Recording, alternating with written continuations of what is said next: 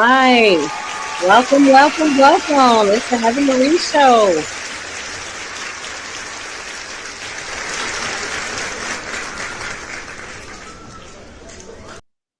All right. So today, my special guest is Julius Kelly. Welcome to the Heather Marie Show.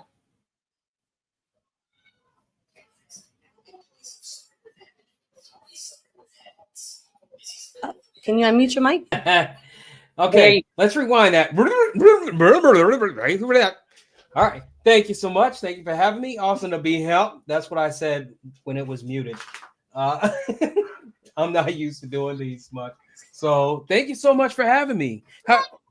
Why is it you always want to get some attention as soon as somebody else is? I don't know if you saw that little doggy here wanted to get a little bit of attention too. Interesting. So how are you doing tonight? Hey, I'm doing pretty good. Pretty good. Good stuff. Good stuff. I got my water.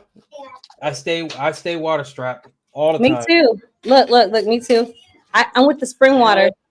And you do the spring. I do. What is this? Just purified drinking. Kroger Okay, status. so look, I'm gonna need you. It's 2025. I'm gonna need you to switch up for your health benefits, and I'm gonna need you to get the spring water. I'm gonna tell you why. The spring water Put has some got spring all in the my step. natural. Well, look. It gives you all the trace minerals. It comes from an actual spring from the ground. So all the minerals and stuff that you need in the water, it has. And if it's real spring water, it doesn't go through the filtration process, so they don't have to add anything to it for a taste or anything. So it's the best possible. Gotcha. And if you didn't know, it's the true alkaline water. So the alkaline water that's in the store, they separate with Mhm. electrolysis. It's bad for your kidneys. It's bad if you got sickle cell. It's really, really not healthy for you. And Um, it tastes no, weird too. yes, yes, yes. And so, but if you get any brand of spring water, you have to check the source. But that's the one that's actually the true alkaline water that you want for your body. It's the best thing that you can get next to the H3O2 H3O2. H3O2. plant I think water, I've seen. I know what you're talking about like now. like Yes. coconut water, cucumber water, like the plant waters. When you make Gotcha. plant waters, yeah. Gotcha. I might. I remember I used to drink spring water. I just didn't like the taste. And then, yeah. You may But the not alkaline try it. water is worse. I don't Well, my like. favorite's Ozarka. I'm not sponsored or anything, but that's the one that I like. If I don't have that, I'll get Brookshire's. You know what I mean? There's other brands too. Actually, I like Whole Foods water too. If it's the I can just get the spring water. And then look at the As long source as where it's it's at. spring. Spring. And check your source, but check the source because the source counts. Like where is your spring water source? Oh yeah. You know what I mean? Make sure it's the As long spring as water it's source Sierra Spring. and not like what they consider a well. Does that make sense? Yeah. Mm-hmm. Actually, I never even looked. I just know it tastes good. It tastes good And and it bless keeps your me water. Like hydrated. put your good vibes in there. Be like, I'm thankful. I'm abundant. I feel at peace. I feel happy. Kind of stuff. Bless your water and then Mhm. drink it. No, you literally just came in like an hour ago. You're not going to be running in and out. So sorry. The dog is kind of like a child who always just wants to go outside. Calm down. Calm down. All right. I do apologize immensely for interrupting this. She was chill, quiet for a minute. Let me go ahead, let her outside because I have a backbone. And when I say you're not going outside, I let her outside anyway. Give me just 1 second. I do apologize immensely about this. Sorry. Yeah, yeah, no Come on. problem. No problem.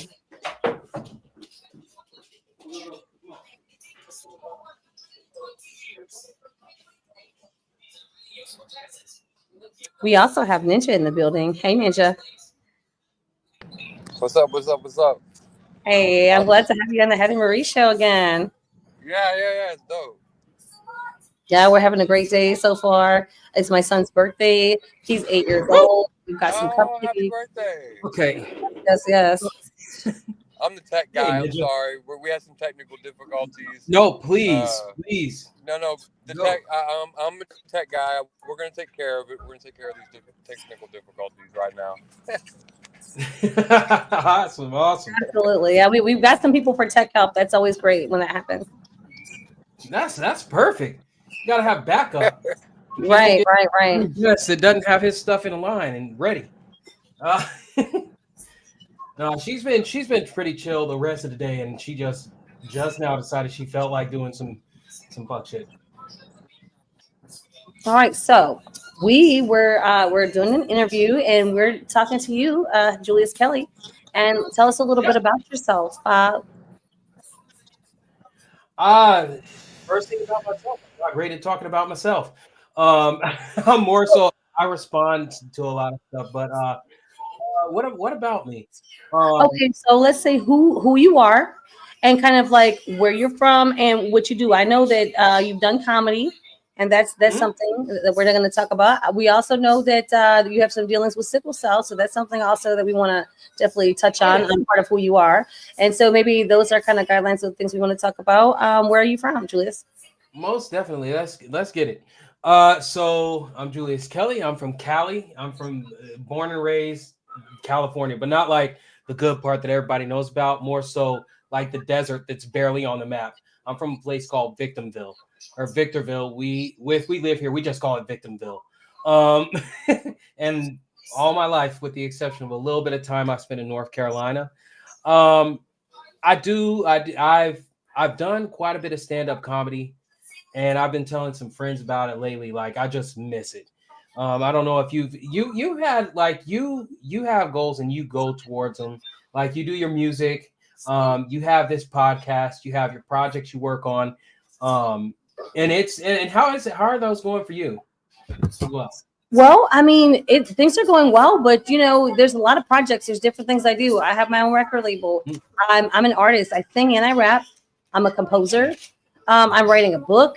I just found some people that are going to help me do the documentary for sickle cell. I'm working on a compilation CD for that. I'm actually looking for people to be on the compilation CD. I'm also working on putting on my own album. I'm doing collaborations. I've recently released 2 songs. So I did a track with Trill Will and CCC Anthony called Shake It. I also did another song I'm featured on with Broken Sword. And so he's a lyrical Mm. hip hop artist. And that dropped about last month. So I've been trying to drop like a song each month. That's something new I'm kind of aiming towards. So How long you been doing back in that? February. I dropped one in February. Oh no, and I dropped one in January, and I dropped one in February. So I may have missed the March one, but we're trying to roughly every 30 days. I'm trying to put out a new song or a collaboration with somebody. So I do have something I'm working on right now with an artist, an R&B artist, and then I have a couple tracks I'm working on with Clinton Kelly as well. Um, Nice. yeah. Nice. My current project is actually because I don't know if you guys talk a lot about mental health, but ADHD, right? Yes. It used to be that thing that was just a lot of parents would say, "Oh yeah, my kid has ADHD," and because they did that, like we just started thinking, "Oh, ADHD just means your kid's bad." Like they don't pay attention and shit. But I noticed that there were a lot of issues that I had with trying to focus on a project and things like that. So more recently, I actually went to the psychiatrist because I was like, hey, something's really wrong. I can't get shit done. So yeah, I was diagnosed with that, and I didn't even want to call it that, or like I didn't want to self-diagnose. When I talked to my doctor, I was like, yeah, I think I might be, but I don't want to call it until I know what's actually going on. So I said all that to say one of the one of the projects I'm working on is actually a podcast. It's a scripted audio series called Blunder the Weather. It's a comedy drama podcast that I've been working on for a long time, and now I'm just starting to get my footing back on it. It's about a dude that finds out he has the ability to control wind and rain. And it That's goes more into yeah, and it goes. I'm writing it to where it goes more into just how like it affects his body and like just his well-being, his relationships, and things like that. So I have an awesome cast that's doing it. The first episode is already out on Spotify, which I should have probably given you the information for, and I'll give it to you sometime during this interview. Um, I'm also trying to get back to stand-up comedy because, like I said before, I love stand-up comedy. Have you ever dipped your toe in that yet? kind of okay. So there's a funny story behind that. I kind of did. So in your 20s when you're kind of Yeah. brokish, You know what I mean? And you don't really have the money to do that. So they would have these open mic nights at the comedy club. In order to get in, somebody would have to go up there. And I'm kind of, I can't be comical when I want to. I do voiceovers, I do different things. Or if I just tell a story about struggles I've had to go with, people could definitely find comedy in that. Probably, and also a sense of relief in finding that they probably have been through some similar things. Or like, dang, how did you really go through that? You really did out of that? I'm like, oh yeah, I did that. Like for real. Like, yeah, just you could pick anything, kids, food, like anything, struggles, like starting over, going through divorce, anything. You can pick divorce. What do you want to pick? Like, pick a subject. You know what I mean? So yeah, it's the beauty of comedy. You can take some of the darkest stuff or the worst shit that ever happened and just make people laugh at you, make them laugh with you, whatever. Mm-hmm. At the end of the day, you walk off. Yeah, you feel like it's a form of giving back. When I was younger and things like that, I had a bad habit of apocalypse. I see that. Well, let's hit up on that in a sec. When I was younger, I had a really bad habit of always just doing for everyone and giving, and it was always monetary. Like, oh, you need money, let me give this out. And it was at the sacrifice of self. And I found comedy began to be, it was that balance that I needed. It filled that void of giving to people without having to put my own well-being and sacrificing. And it's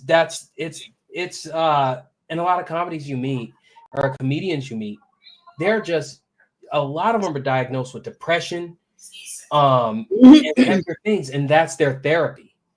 It's phenomenal to even be around a lot of comedians. It's just very interesting. Do you ever go to the comments? I'm looking at one that's really interesting by Apocalypse. Let's see what Apocalypse says. We do. I don't know why I can't see. Why I'm not seeing them. That's really weird.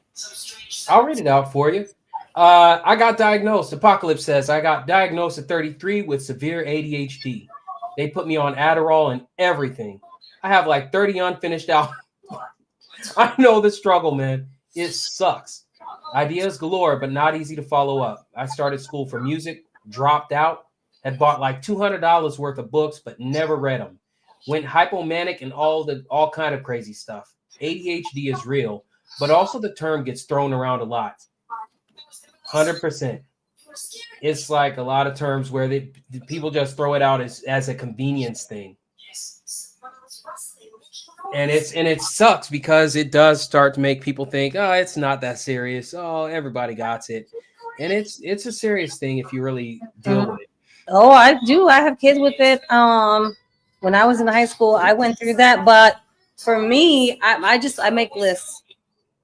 I have pen and paper. Yeah. I'm like, so the best advice I could give is you want to pick a pen and a paper for everyone that's got it, and you want to write a list. You manifest your list. You check off your list. If you don't complete the list, I would just carry it over to the next day for your list. You gotta. If you have your list, you can always go back to that list. You can go back to any book that you have for years, and you put it in there. So if you're a comedian, you'll have your your jokes in there or ideas for jokes. You have that on certain pages. You'll have your bill on another page. You have your checklist on there, and then your checklist is also like your manifesting. So everything that you want to private right now. Yeah. So sorry to interrupt you, but you're good. Yeah, it happens a lot. Hold on, let me see. Okay. Yeah, that happens all the time. I tried to view that earlier, and it didn't want to get me. So I'll see what I can do for that. It happens a lot sometimes. That's how it goes. Yeah. That's how it goes. Yeah. It's like it'd be like, oh, technical difficulties. That's all it is. Technical. Yeah, stuff. that's a part of streaming in a general sense. I used to also do video game streaming, and every stream something happened. No matter what you have it set to, just something has to happen. I think it's a rule. The universe is out to make it happen. Right. Definitely. But yeah, the ADD thing. So what I would say is, yeah, that's what I would say. A lot of people are like, oh, medication. I think that if people have, I don't want to say severe behavior, but kind of if you have if the behavior is so much that you can't function as what's normal for you, then those are there's only a few people that would actually need that. Most people don't need that. Most people need someone that they can talk to. They need to get a sense of like what's reality for them and then how other people would view those things, and then that will help them to organize and categorize things on their own. Because people, the Yeah, best thing is people don't have a concept of what it's like for other people. I think that's what that is. And you create your own reality. So that's how it is. That's how it's supposed to be. For ADD, that's always like, oh, you create your own reality. But other people may not be on that. You create your own reality. So if they're not, you know what I mean? Then you know what I mean? They're like, yeah, oh, it's like this, but it's like, no, for us, it's like this. This is what we do. yeah, So yeah. that's That's one hundred different. percent true. And when I did talk to a therapist about it, because I finally like at one point I was just like, look, I don't go to the doctor. I haven't seen a psychiatrist. Like I'm not taking care of my health, mental or physical. I need to check this stuff out. And so a therapist, I talked to him, and he was like, well, first, you know, you don't want to get in pills. I said, I know I don't. I don't want to rely on something so I can function. So he did take me through that. One of the things he said was taking notes, a form of affirmations, things like that. But I realized that although I was doing that stuff and it was helping out a lot, there was something I still needed a little bit of help with. They gave me Wellbutrin, and I told him straight up. Yeah, I straight up told him. I said, look, I don't want anything I have to take every day and rely on. So can you guys work with me on that? He's like, yeah, sure. They prescribed me Wellbutrin and then said, oh, it's not working because you're not taking it daily. I said, it's not gonna work then because I'm not doing that.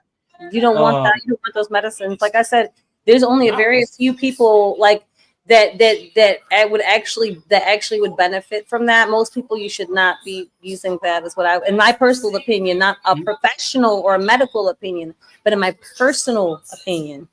Important to say that. You should not be using that. I have some children that have that, and we are natural. We don't use anything like that. They don't have a therapist or anything. Maybe they could benefit from that, but as far as that, we're just like showing. Okay, we're trying to show them self-sufficiency and have them to do that for themselves. Remembering things is the problem. Remembering things. You would think that you remember the same thing day in and day out, the same routine. They don't remember the routines. So that's where the frustration kind of kicks in, is because it's like, okay, we do the same thing. What are we going to do today, Pinky? The same thing we do every night. Take over the world. We're going to do the same thing day in, day out. We got the same chores.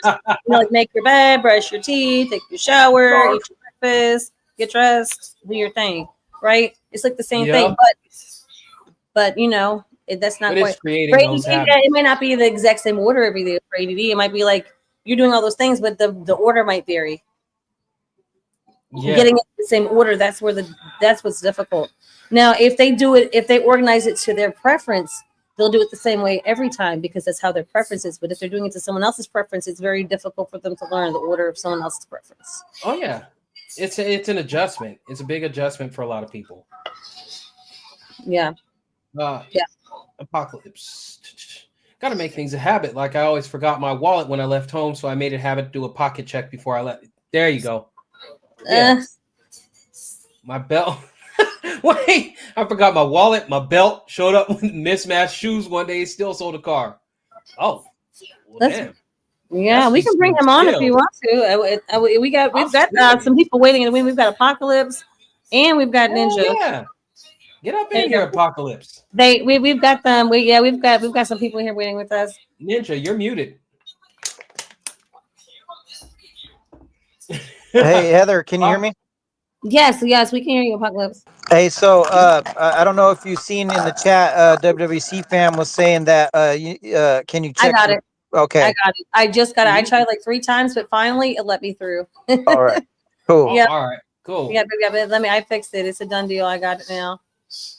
You know, hey, I didn't know what was wrong with me my whole life. I've made a bunch of mistakes, you know, and like the way I figured out I had ADHD was, you know, I was married and my wife was complaining about stuff a lot. And I went to the doctor for something else. And I just started mentioning some of the stuff that, you know, I'm like, I don't know if there's something wrong with my brain or what. And the doctor goes, well, I'm going to get you referred to a psychiatrist or something like that to see if you might have bipolar because your mood swings, you know. And she said, but I also think you might have ADHD.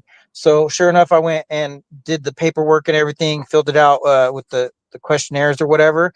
Like, do you do this? Do you do that or whatever? Like sometimes, never, or all the time. You know, and it'd be like leaving things at home, cutting people off when they talk, doing this. And I'm like, my wife complains about this stuff all the time. I'm like, yeah, I do that. Yeah, I do that. So I bubbled all the bubbles, and then they gave me another sheet and said, go bring this to your wife and have her fill it out and then come back in.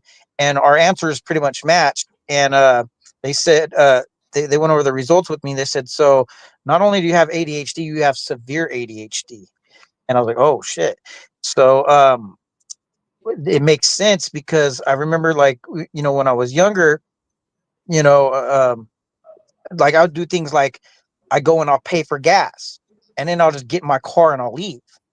And I'm Just like, drive off. Yeah. yeah. And then I'm like, you know, I get home, I'm like, why am I still on E? Like, what's, I was like, oh, I didn't even pump the gas. Let me go back. You know, so I go back, and one time they said, you know, cause you used card, it didn't go through. So, you know, just use your card again, you're fine. But one time I paid with cash, and I got back to the store, and they're like, man, you're burnt, bro. Somebody else already pumped your money, you know? Yeah. They'll do So it. stuff like that would happen. I didn't do well in school at all. You know, I Did was, you blame it on being lazy? what was Like, that? did you think you were just like lazy? Well, I had a, you know, a couple bad influences, and I had a bad attitude in high school where I kind of didn't care about school that much. So, you know, there's a couple times I skipped, or, you know, I'd go to certain classes, and I'm like, I don't get this. I'm just going to put my head down, you know, and, but I never studied, you know, or anything like that. Like for instance, in world history, I lost the book like a week into the class, and so the whole year I was taking notes off the movies we would watch, and, you know, doing group studies or whatever, and I'd kind of take notes off of my peers, and I passed the class with a B. And I found a book at the end of the year, and I turned that in, so I didn't get charged for it. But the next year I go to US history, and I don't know if it was the way the guy taught, he was kind of boring or whatever, like the dry eyes, clear eyes commercial guy, you know, really mundane. And so uh I didn't do well in his class at all. I just put my head down, like I give up already. And same thing like in geometry. Uh we had it was an Asian guy. He had an accent. I couldn't really understand what he was saying most of the time when he was teaching. So I didn't even really try. I was kind of too shy to kind of raise my hand and ask questions or whatever. But we had a book where all the odd numbers would be in the back of the book, all the answers. So on Mondays and Wednesdays, we would do odd numbers, and Tuesdays and Thursdays we'd do even numbers. So Okay. I had basically a 50% in the class, because I just copied from the back of the book on the Mondays and Wednesdays, and the other days I'd fail. Wow. So I passed with a like a C Damn, man. minus, and my counselor recommended. He goes, I think you should take that class again. I don't know if you learned everything. You know, you barely passed it. He goes, or do you think you should just go on to the next level? I was like, I don't want to take the same class again. It's boring. You know, put me in the next one. You know. I thought it was gonna be all right, you know. I get into algebra 2, and I didn't know a damn thing, and like I didn't have friends that I could copy off of, or a book with answers in the back, so I straight got an F in that class too. Um, so yeah, I was failing a lot at one high school, and then I ended up getting transferred to another high school, and then I did a little bit better. Part of it was my parents on my ass more, you know, like you need to Yeah. graduate, you know, and all that. But yeah, it's So hold up. You That was not to genius, interrupt, by the because way. That huh? was genius. But I said, I'm not gonna lie. When you were struggling and you're like you didn't know how you're gonna make it, and you realized that the answers were on there on that day, that was genius. By the way, I must admit, I'm not saying I'm one for cheating, but like that was genius. That was. I You mean, it kind got of have to. yeah, yeah. You figured out how to do it, how to yeah, that get was past it, genius. and you did Yeah, it. yeah, that But was great. That was I didn't great. know I had a learning disability or anything. Nowadays they kind of, you know, they diagnose your kids, and my son has ADD, not ADHD. And Mm-hmm. so the school had to do like uh, I don't know what they call it, like a comprehension plan kind of thing, like where they They can adjust things for him, like give him extra time on some of the tasks, or Mhm. give him headphones so Yeah. Yeah. he could concentrate. Um, certain things like that. Like he's allowed to take breaks, and um, he did pretty well in it. But then we put him in home studies because he was still struggling a little bit, and he did really well in home studies because he was watching a video, and he could pause it and rewind it if he didn't catch something, so the teacher wouldn't go too fast for him, what. Mhm. And he had like one-on-one with the teacher once a week, so he did a lot better. But yeah, definitely, I didn't know I had a learning disability. I kind of did think I was either lazy or just being like a teen, Yeah. I guess a hard ass. Yeah. And that's one of the things I love about now. And a lot of people are like, oh, it's off. We didn't have this back in our day and all this stuff. But I think it's phenomenal that people are a lot more aware of mental health and things like that. Because if you don't deal with ADHD when you're younger, or ADD when you're younger, it does have a huge impact on when you're older. Oh yeah. And getting that late start on trying to learn, like Heather's able to start early with her kids. Hey, I know you got this. We're going to work on things to help you get the most out of life, even though you deal with this. You start that later, and a lot of life's already passed you by while you're struggling with this and had no idea how to fix it. So Yeah. I'm glad that you're able to work on it and everything like that. Grabbing your keys, your checks before you leave home. Yeah, there's a lot of times where, I left work or something, and I get in my car, I'm like, where's my keys? I got to go back in there. Or at home, I don't know, like I already said, I left my wallet, I showed up with mismatched shoes because I leaving in a hurry, you're always panicking in the morning. And still sold the car. That's phenomenal. Oh yeah.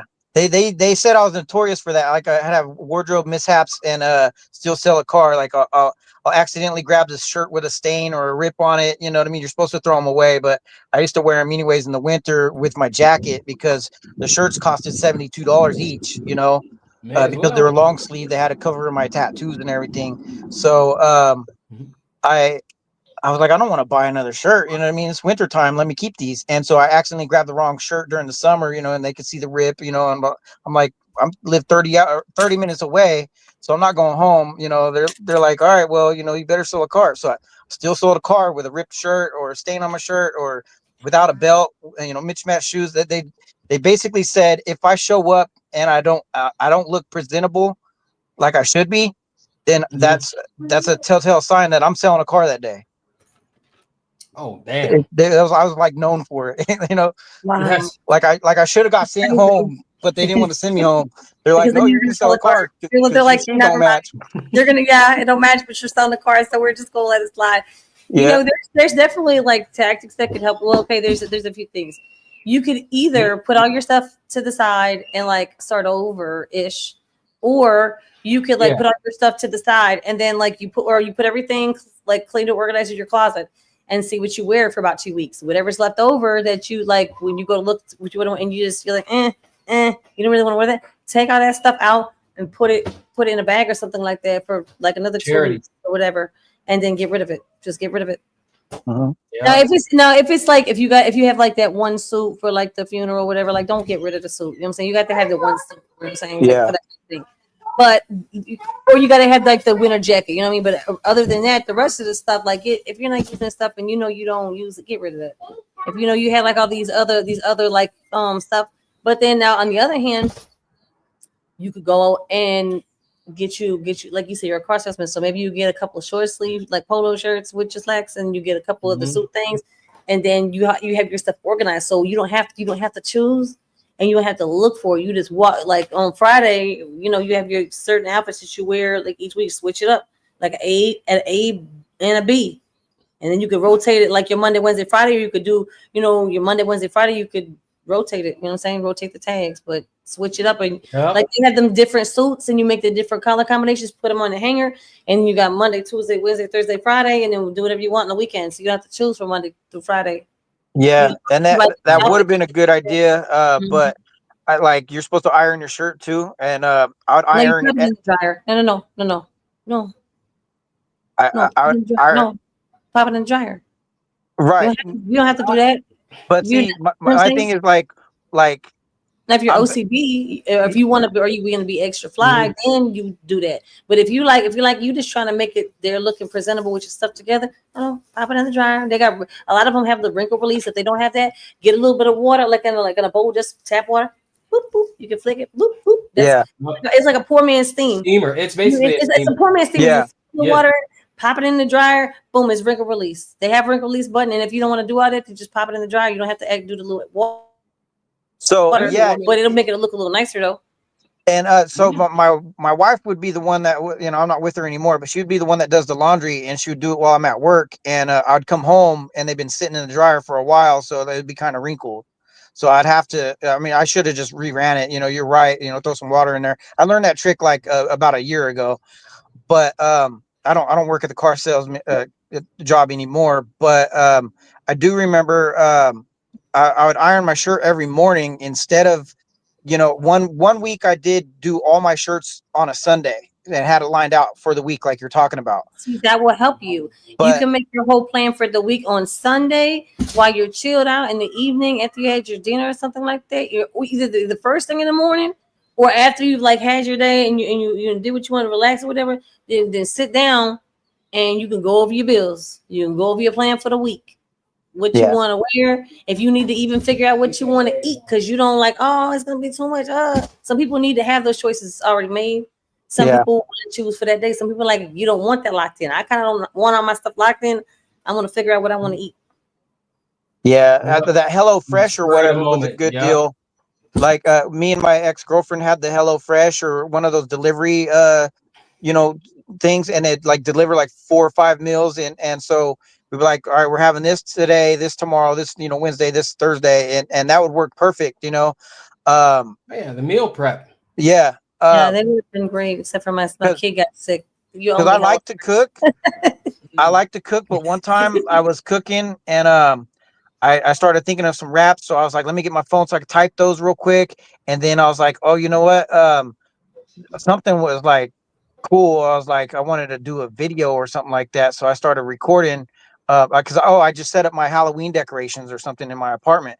And I'm like, all right, I'm gonna do a video. I was like, while I'm doing a video, let me turn off the light so you can see all these bright lights that I set up, around the table area. And then I turn off the light and I'm like, why is the burner on? I'm like, oh, I was cooking. So sometimes you find out you were cooking because you burnt it, and then sometimes you figure it out because you're like, oh, I didn't realize the burner was on. Like I had something on the stove, but I didn't have anything in the pan, so I didn't think I was cooking. I went from cooking to I started cleaning my room one time, and then started like, oh, okay, well, let me throw these clothes in the in the basket, and I was like, well, I might as well do laundry real quick. So I started doing laundry, and I'm like, I didn't even finish my room, so I go back in my room, start cleaning, and then I'm like, wait a minute, I was making something to eat, and you go out there and or you start doing the dishes while you're cooking because you're trying to clean up the mess. Like you just start getting on one, and you don't finish that one thing. And yeah, Yeah, that's that tough. one You need time, timers. So for yeah. there's a couple things I would suggest for you. You need a timer. I don't care if you're cooking in the stove, the oven. If you're cooking, you need a timer. So that way, if you walk off and you forget what you're doing, beep. Oh, What that's the why I heck? love the air You need fryer. to Yeah, say, for well, your what the heck safety. what is that For your for? What safety, the heck is that especially. for? Well, you know that you got food in the kitchen. If you hear that beep, you know that there's food cooking in the kitchen. You need to go check it out. Yeah, that's why I And like the air fryers are cool. Oh, air fryers are life. Yep, and I I like have not Entire used life those. changed with an air fryer. and the Instapots are great. Just watch on the Mhm. materials that it's made with because a lot of those have the non-stick and those are the forever chemicals. So I have not used those. Yeah. I heard the other ones, some of them have antimony in there. And Oh, then I had a secret. I have no proof of this, but secretly I thought that when they said there it's an air fryer. Well, what is air? It's water vapor, right? What is that? H2O. Well, let's break that down. H is what? Hydrogen, right? Mhm. Yeah. So like hydrogenate, Like if you're using just a little bit of air, I was thinking they may be secretly hydrogenating the food. And I have no proof of that. I'm not really sure, but that's originally why I didn't use it. Then later, my spidey senses kicked up. There's like, don't use it. Something's not quite right with it. I was like, so I never got one. And then I found out that some of them had the forever chemicals, and some of them had the antimony. So my spidey senses were right. I don't know if it was about the hydrogenation part, but it was like, some of them have some not so good stuff in there. Well, I also have a toaster oven that has the air fryer option. So you just put it on the rack and like it'll do like wings or whatever. You just press the wing button or, so it's not one of those ones you put it in the basket and shove the basket into it. Yes, with the non-stick. I do see what you mean with those. Yeah, no, the stainless steel is definitely a better option. I want the one that doesn't air fry at all. I want like the one that's it's a toaster oven, but it's like a toaster convection with no air fry. I want that one with the no air fry. And that way you can reheat without the microwave, because I found out that the microwave is actually putting microwaves in your food. Like, what? Really? Yeah. Really? And so if you go in your microwave and take out the little glass plate or whatever, and look up underneath and look at the symbol, and it's the radioactive symbol in the microwave. They have to show you the symbols there. You can't just in a radioactive way, and they didn't show it to you. Yeah, that's why they say, if you microwave too much food or eat too many microwavable foods, you could get cancer and stuff. Oh yeah. Yeah, so my goal was to, at one point we did stop using the microwave, but then when I bought my house, it came with a stainless steel one that matched all the appliances. So of course we're using the microwave, even though I really shouldn't be. We're big on health here. Yeah. Well, I know once you get into the habit of actually cooking, it is a lot easier to kind of drift away from the microwave until you need them leftovers. Then you're just sitting there like, microwave ain't looking bad, but if you're eating as you're as you're cooking, I think at one point I stopped using my microwave without even realizing I had stopped using it. I started getting into the habit of cooking, and that microwave just sat there for like a good 4 or 5 months untouched. And honestly, you do feel a lot better. There is something about it's radioactive radiation. Just in small doses, and not the good kind like Incredible Hulk. It's not gamma rays. Yeah, I live in a trailer now, and the little stove doesn't work. So all I have is a microwave, but I've used it maybe 2 or 3 times since I lived here. I've lived here since October. So mainly I just make sandwiches and stuff like that. I eat like sandwiches and cereal and different things like that. I know cereal's not really healthy for you either.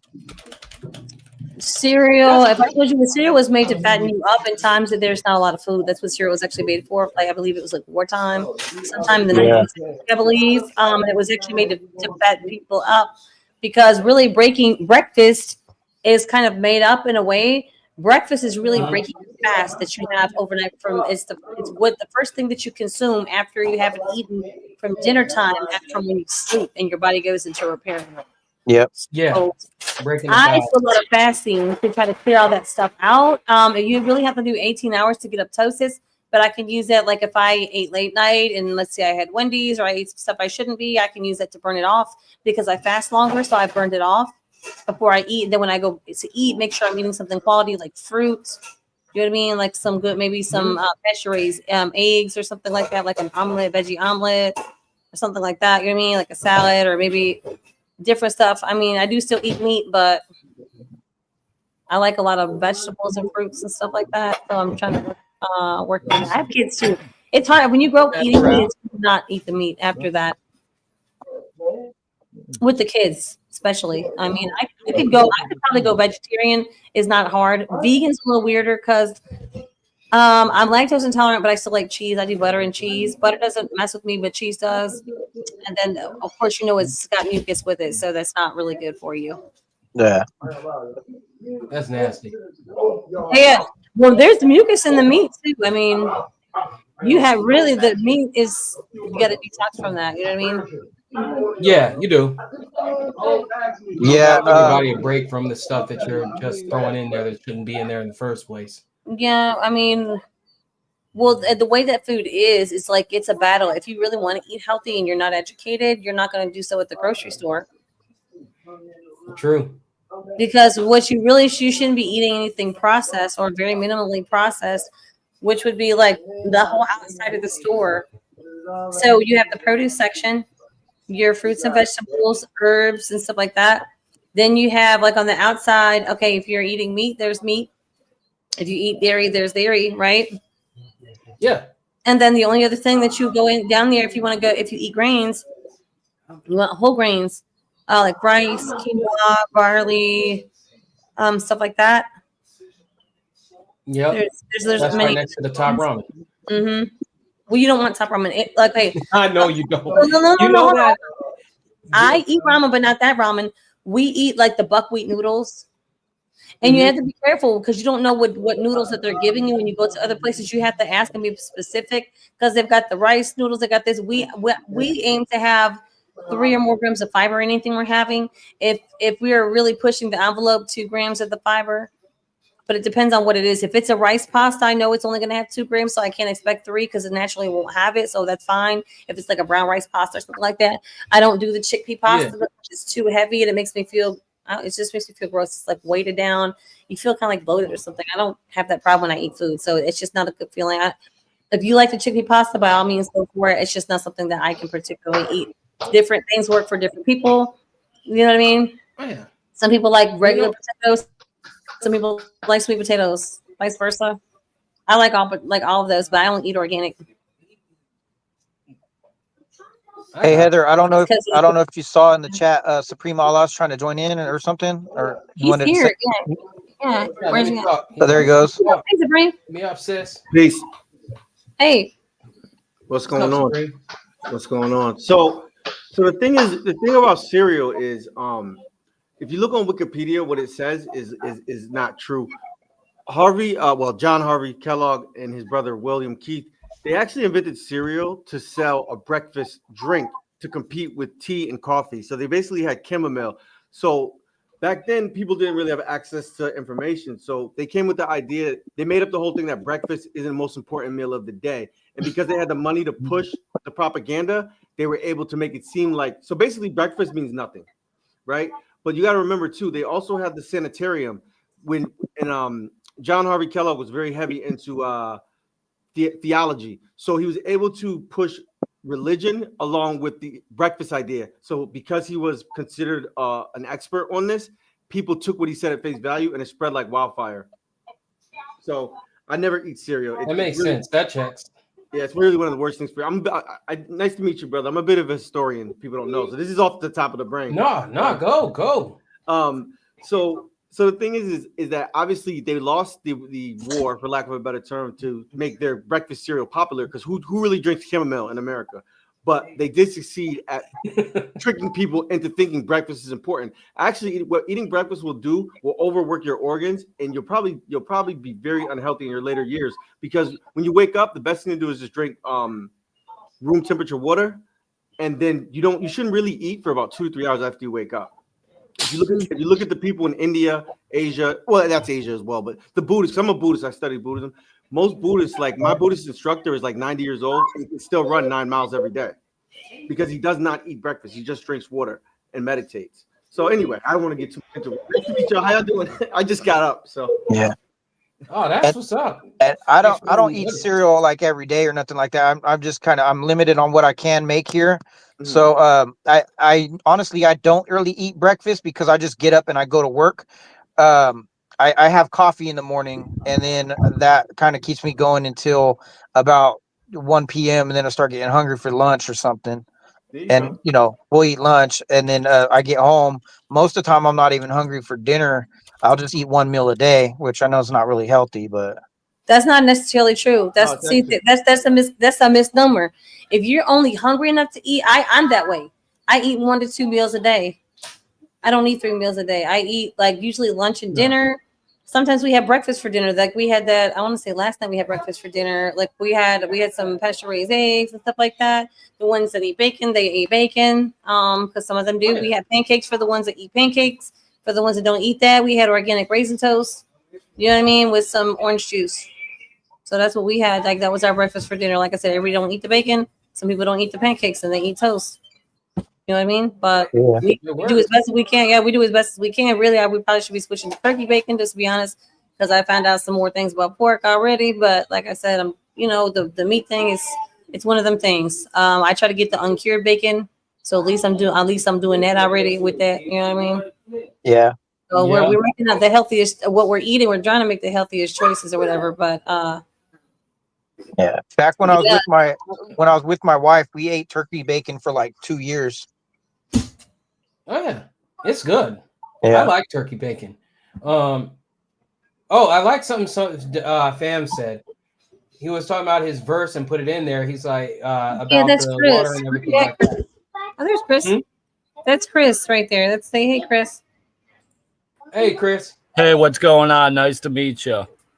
Nice to meet you, man. I like that. You don't have swearing in your now. Is it in your music period? You don't have swearing at all? Yeah, that particular verse. In the whole song that I'm writing, I actually used to rap back in the day in 2006, and then I basically retired and then didn't rap like for years. You know what I mean? Basically, I started getting more involved in stuff in 2014 and more serious. And then as time went on, then I'd stop here and there and then come out with something like 2017, then 2019 and stuff like that. But the last thing we did that I was actually on was the We Are the Virus. And it's about turning the negativity into the positivity, spreading like a virus in a positive way, because worldwide collaboration, I don't know if anybody told you about it. It's the world movement beyond thousands of movements and talents put together, all about representing each other together as a family with unity and helping each other and stuff like that as well. But so the last verse that I did was on the We Are the Virus, and that was probably like 2023, I believe, that we did that. Apocalypse was on it. There was 31 of us on that one.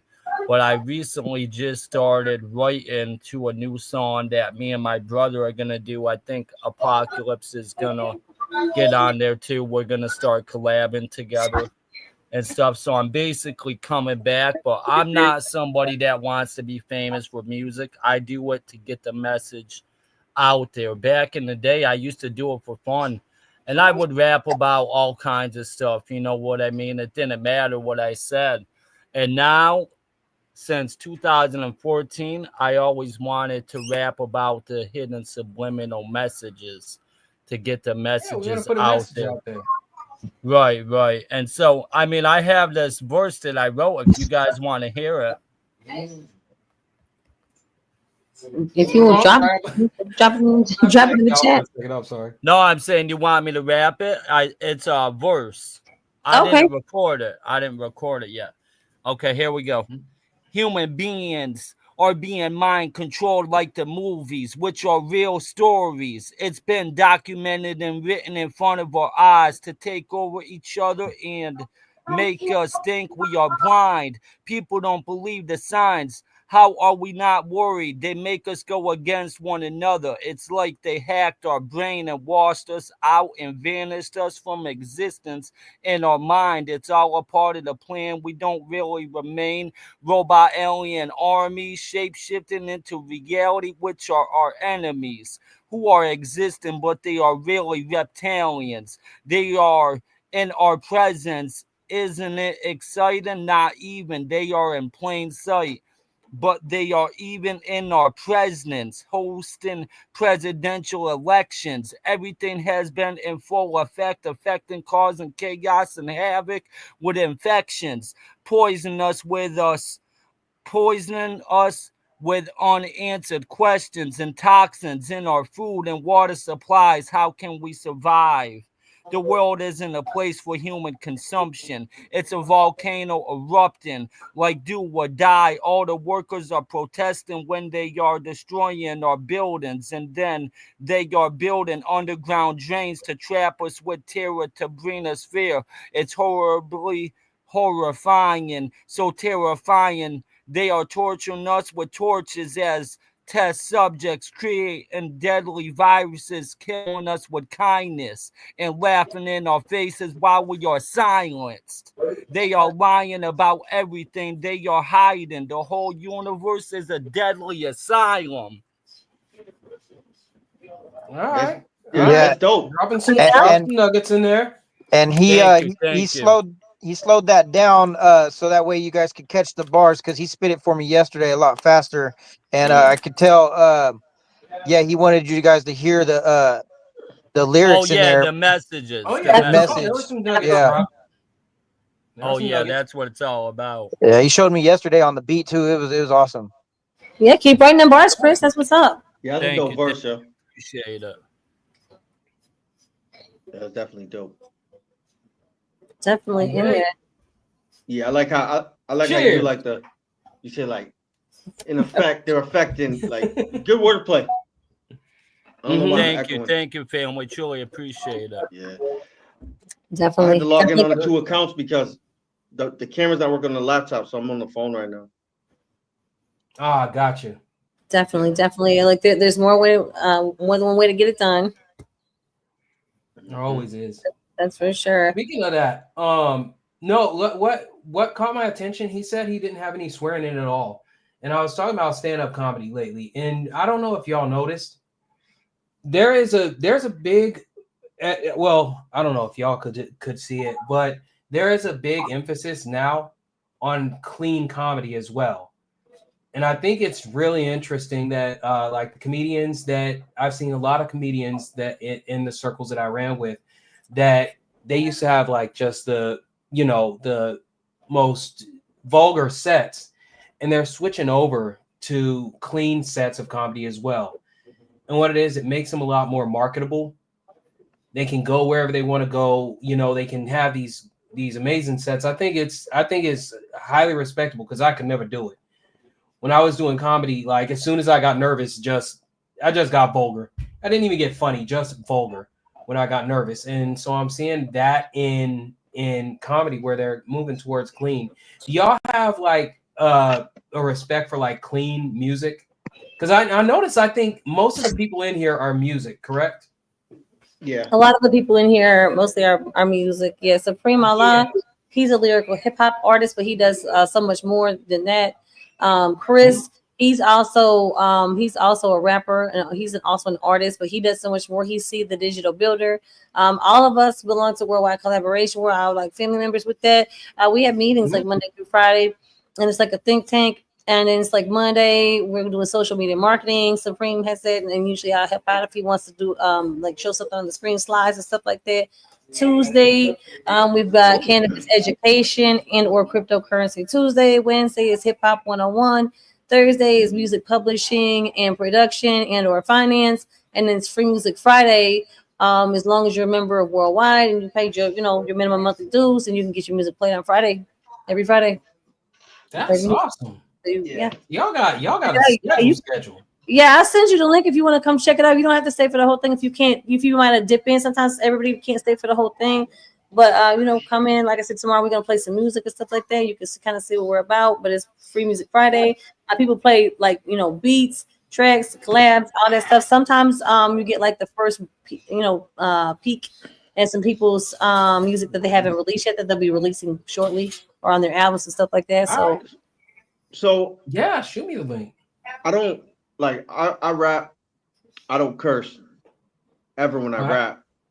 The thing about comedy is that comedy is like by definition is giving people the truth really fast.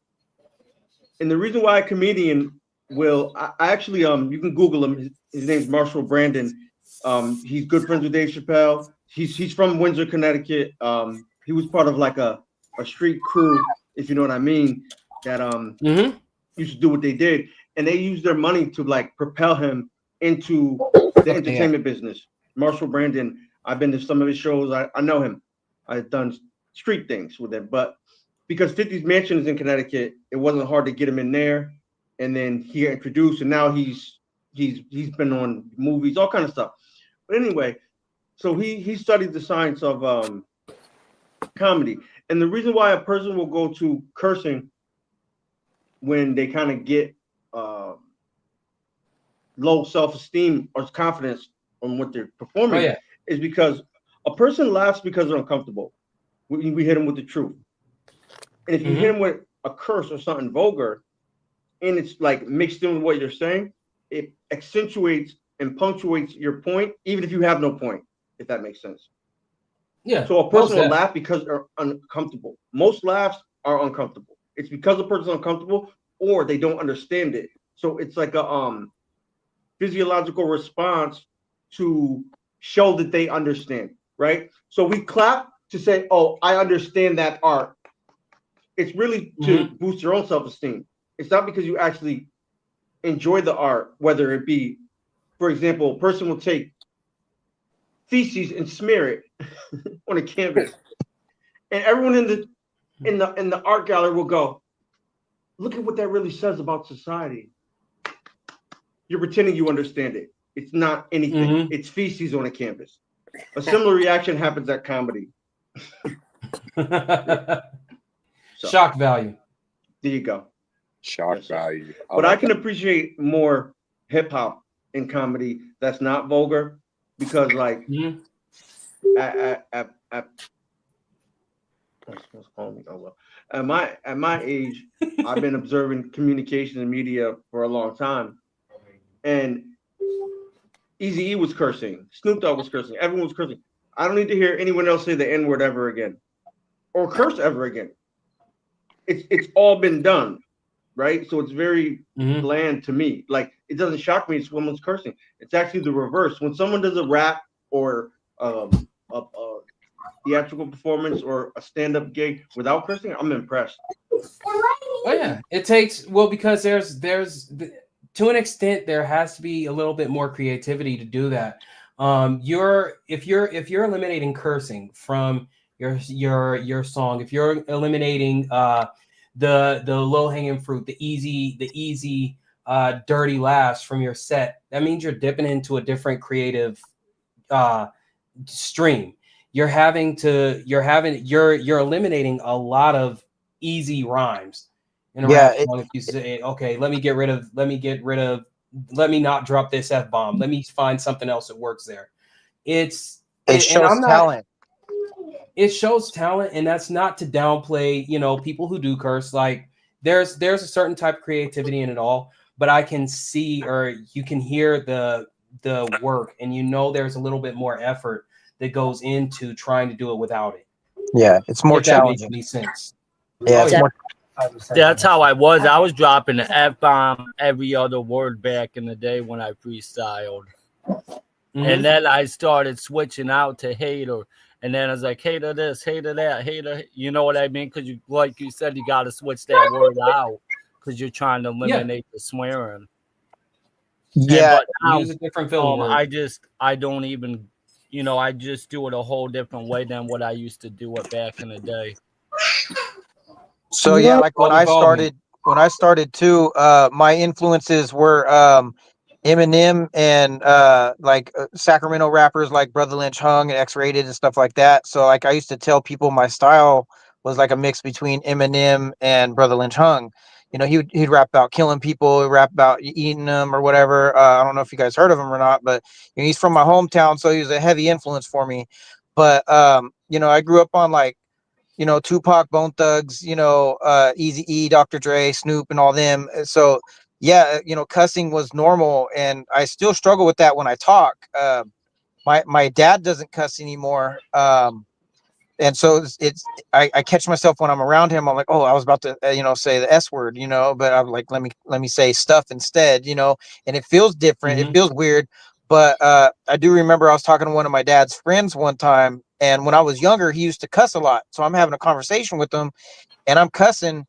And he says after the conversation, he goes, hey, I just want to pray for you real quick. And I also want to ask you to try to remember that, your little ones are listening to you. So when you cuss a lot like that, what do you think they're going to do? What are they learning from you and all that? And it hit me because I'm like, damn, I didn't even notice I was actually like every other word was, because you say it to emphasize something like Supreme Allah was saying. It's like you're you're trying to get your point across more. So you think, hey, if I say my effing point, you're gonna be like, oh dang, you know what I mean? Like, wow, he's really meaning what he says. So it's hard because out of habit, I still, if I freestyle, I'm probably gonna drop a few F bombs or something. But I have had 2 tracks recently. Somebody sent me one and said write something. He goes, no cussing, and I went through the whole track without cussing, and then this other guy sent me a song and said he didn't really say no cussing, but he said the topic is keeping the faith. So I didn't know what to write, because sometimes I get writer's block, but I pick up the mic and I'll just start flowing. So I freestyled, and if I stumble, I'll go back, or if I can't think of a word like too quick, I'll just pause the record, and when I think of a bar or two, then I'll press record again and I'll go. So so I was able to like brainstorm onto the beat, but I freestyled it, and there was no cuss words. I just talked about Jesus the whole time, GG's. So I know that's a Gamer term, but good job. Yeah, and it's challenging, but it also, like I said, I think it shows more talent because it's easy to have those words in between. Like anybody could say F this, F that, and then F Chris, F Matt. It's just I noticed there's songs like that, like where basically you're just rhyming that one word at the end of everything, but before that, all you're saying is like a bunch of nonsense cuss words. Yeah, and I think there's a middle ground too, where you understand that rap music, comedy, all those art forms are a form of expression for people too. So there are some people that they do cuss and they do things, not just because it's easy, but that's how they're expressing. So I never want to say like, well, rap with cursing is crap. It's just a different form of expression. Yeah. But it takes a lot to do it without it. It really does. Yeah, to each their own, too. And it's it's weird because there is songs with a lot of N bombs in it, and if you take out those words, you're gonna have a lot of spaces. Like if they bleeped it, if you put it on the radio, you're just gonna hear beep beep beep beep beep because they're I feel like they're filler words, the F bomb, the N bomb, like, and I'm guilty of it too. Not the N bomb, but the F bomb, and I feel like there. It's like somebody said G Unit. 50 Cent says G Unit every time. It might have been the game or something. He says, you can't think of another line, just say G Unit one more time. Like that's his filler line. Anytime he can't think of something, he says G Unit. And in a sense, it's kind of true, and we do that with a lot of words. So it's not just cuss words. So like when I used to freestyle, it's ad libs. Yeah, when I used to freestyle, I used to always say, I'm consistent with it. Like that'd be my bar that I would set up to go into my next bar because I can't think of something in that second. So I just always be like, I'm consistent with it when I rip it. It's like crutch. It was out of habit. It was almost in every one of my freestyles. It's like a crutch phrase. Yeah, exactly. But I will say this: X-rated. It was very impressive that he was able to make Billboard from being in prison. Oh yeah, what he did was phenomenal. And he got out and he signed with Strange and he's making some good money. He's like, millionaire status kind of stuff like that right now. And I think he does deserve it because he's been through a lot. And I think a lot of people would have quit, being in his shoes and dealing with what he had to deal with. Sure. When I turned myself in to go do my time, my ex, we strategized where I had like over 300 songs recorded and we released it throughout the years while I was locked up. And I actually got that from his playbook. Yeah. And it's even easier now because the inmates can have tablets and in some states they have cell phones. So like people can order your music and stuff. But yeah, no, what X-rated, I've always been tuned into a lot of the Bay and Southern Cali any hip hop really. That's what I do and what I pay attention to. But X-rated was He's not like you, Apocalypse, because clearly you're not trying to do the song that we discussed. So I don't know what happened. What do you mean? You see how I bought pause, slipped that in? No, I dropped my number and told you to hit me up. You didn't hit me. Dude, I gotta check my chat. I have. Oh, You know what? We are on red. Man, my bad, bro. If I left you on red, I actually wanted to collab with you, and I saw you in the meeting like last week, and I don't know if was it in the chat or did you private message me on Messenger? I don't have Facebook, so I don't have social media. So that, I must have not even seen the message, man. Yeah, I did drop it in the chat when you said. Actually, I dropped it in here last week too. So, let me get these dogs. I'll do it again. Well, my bad, man. Not to make excuse, but I do have ADHD. So sometimes, like, I'll be like, "Yeah, I intend on making a track of that person. We're chatting about it," and then I'll back out of the chat and I'll forget all about it like 10 minutes later. I dropped it again. Is it again? Okay. It's in the chat. All right. Let me. I'm gonna screenshot that right now. Hey, what's up, brother? Cinematic. How's my going? bad, bro. No problem. I'm glad you said something because I did want to collab with you. Come on, let's do it. And one thing about X-rated, so I went manic after I did the whole Adderall after I got diagnosed with ADHD and everything like that. And I know I'm not trying to take over the meeting. I talk a lot. Sorry. But I went manic and I did a tribute to X-rated. It was like 17-minute freestyle, and some of it was whack. You know what I mean? I showed my friends. They're like, "Dude, you're just kind of like not mumbling, but just ranting going on." Like some of it didn't even rhyme or whatever. But I went manic, bro. I don't even know what I was doing, but I kept it on my YouTube anyways for the like mental health reasons. Because I also did a 45-minute freestyle where I was trying to like battle Eminem. Like I respect Eminem. He's like basically one of my favorite rappers. Like him, Tech Nine, and Nas and Lil Wayne are my top 4.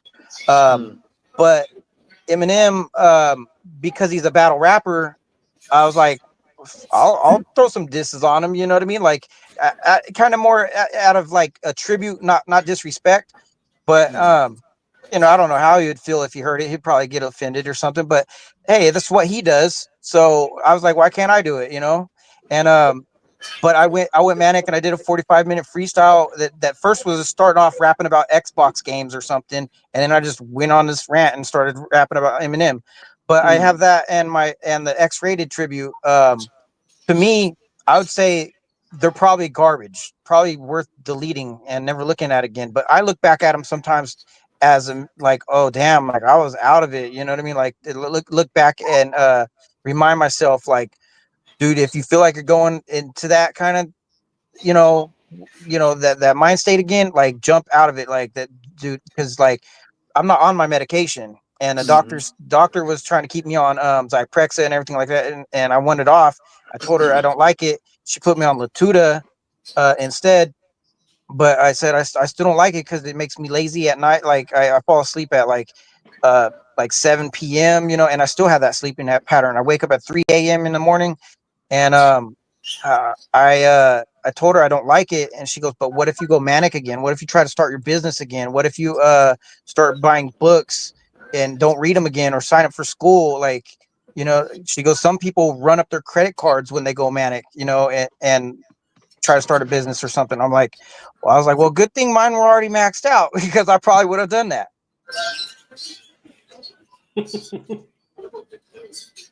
Yo, what's up, Cinematic? How you doing, buddy? Will do wonders. Definitely. I'm just listening. Keep that paper and pen, bro. I mean, it's how you write songs. It's lyrical. It's therapy. It's everything. Write your list. Check your list. Check your songs. If you can go back and look and see exactly where your train of thought was. Go back and look at what you put down there. You're like, oh, this is where I was at. This is where I'm at now. This, that, the other. You out. It'll help you out. You should have a calendar in your house, like Music is one of the most beautiful like a ways calendar of there. therapy. You've got like certain important things, like on each day. It's like your birthday, so and so birthday. It's this bill, whatever you got to have on your calendar. Whatever you need to be there where you can see it for yourself. Under no circumstance should you take anything they prescribe to you. Most mental. Those medications are bad news. Yeah, most mental illness can be cleaned up with simply just meditation and healthy eating. Almost everything is a symptom of what you intake. Now, speaking of intake, this is a very probably unpopular opinion, but besides the Slim Shady EP and his work with the Outsiders, Eminem is effing trash, yo. Honestly, Oh, this man. trash. He is trash. Joking. Listen. When you're talking about hip hop and the technical rapping ability, he has that. No one can take that away from him. But probably after his second album, he became a parody of himself, and nothing he said was new or groundbreaking. And that's just a fact. And garbage. What you just said. I believe you believe that. But here's the thing: we are entitled to our own opinion. I'll give you like after like his like fifth or sixth. I can't really hear you, so maybe you can get your technology together. But see, people's opinions aren't garbage, right? You can think people are garbage as far as their art, right? But people's opinions are not garbage, right? My opinion is not garbage, just like yours isn't. You have your own opinion, and that. Thank you for restoring my rights, sir. Because what I said was, I know this is probably a unpopular opinion, so I already said that, right? So it's not personal, right? Because I don't know Eminem, neither do, excuse me, sir. I don't know Eminem, neither do you, right?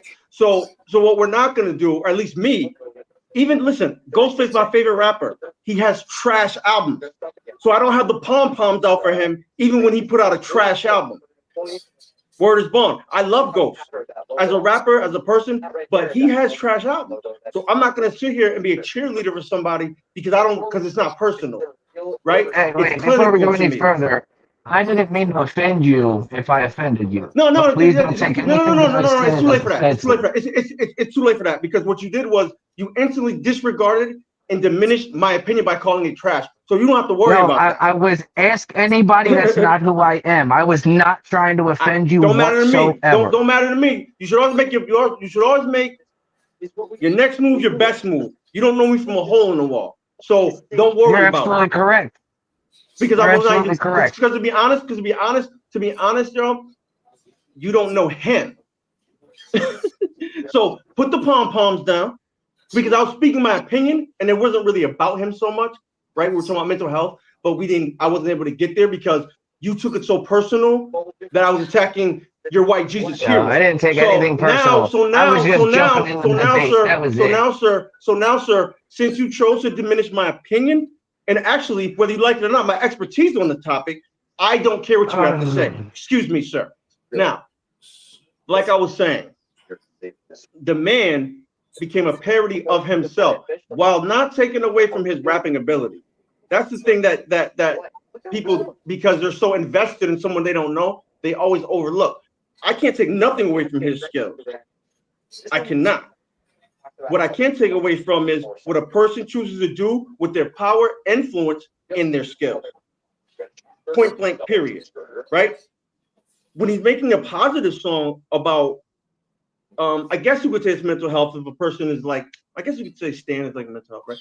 When you're making positive things that can affect people in a way that they can learn from or relate to, this is good. So again, I don't have to like his music to recognize his contributions. Listen, I'm not a Tupac fan, but as a humanitarian, he did make positive contributions to society. But I never was a Tupac fan.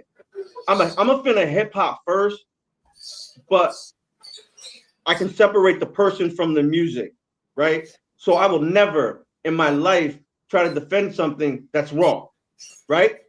And when people are struggling with mental health, addictions, homelessness, all this, that, and the third, and you promote the fact that you do pills and all these drugs and they're crazy and there's a lot of suicide, whatever he talks about, that is not helping. Point blank, period. Right? That doesn't mean he can't rap. Go ahead, Ninja. I'm sorry. I like Slim Shady, but I never Great did album. like Eminem really. Maybe a couple of tracks. But Slim Shady, you're right. It's almost like he parodied himself. Can I jump in real quick? I want to say I can see both points of view. Like I said, Eminem is basically in my top 3. But the reason why I dissed him is because I could pick apart things that he says and that he got famous for, basically, like you said, doing drugs and promoting that. Like I don't encourage violence, I just promote it or whatever. And I'm like, why? I mean, it was maybe at the time it's like controversy. He got rich off controversy and famous off that, and picking on other artists. But he, to me, I look at all of it like the battle rap. He is one of my favorite. He's not my favorite battle rapper. I would say Disaster is.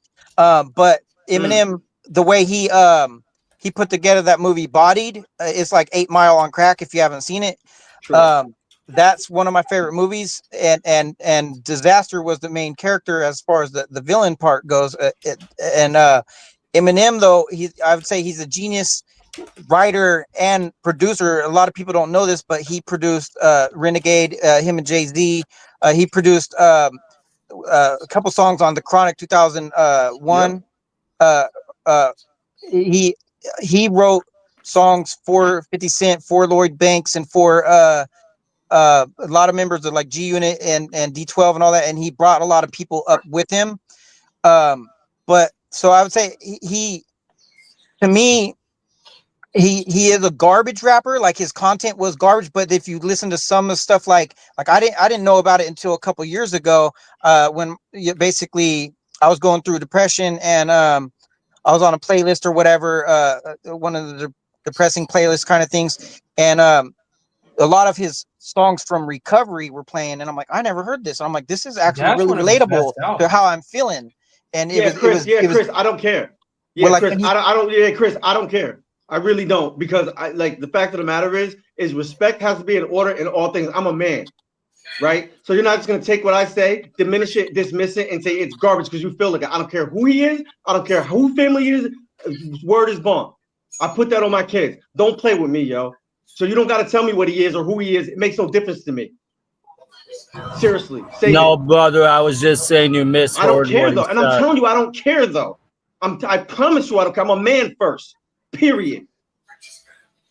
So we're not going to do that. I would never say somebody else's opinion is garbage, because anybody's entitled to say whatever they want. I would never say someone else's opinion is garbage, because people are entitled as men, as adults, to say what they want without being told what they're saying is garbage. So now what I'm going to do is I'm going to stand on my square, God, and defend myself. So you don't need to defend him. What? Nah, man, we're not doing that. We're not doing that. I really was only using Eminem as an example of mental health, and the fact of how he did not positively affect mental health. You turn it into my opinion is garbage. Now I don't care what you have to say, sir. Thank you. Get your technology right if you want to have a discussion, sir. Sir, get your technology right. Stop buffering if you want to have discourse. That's what I thought.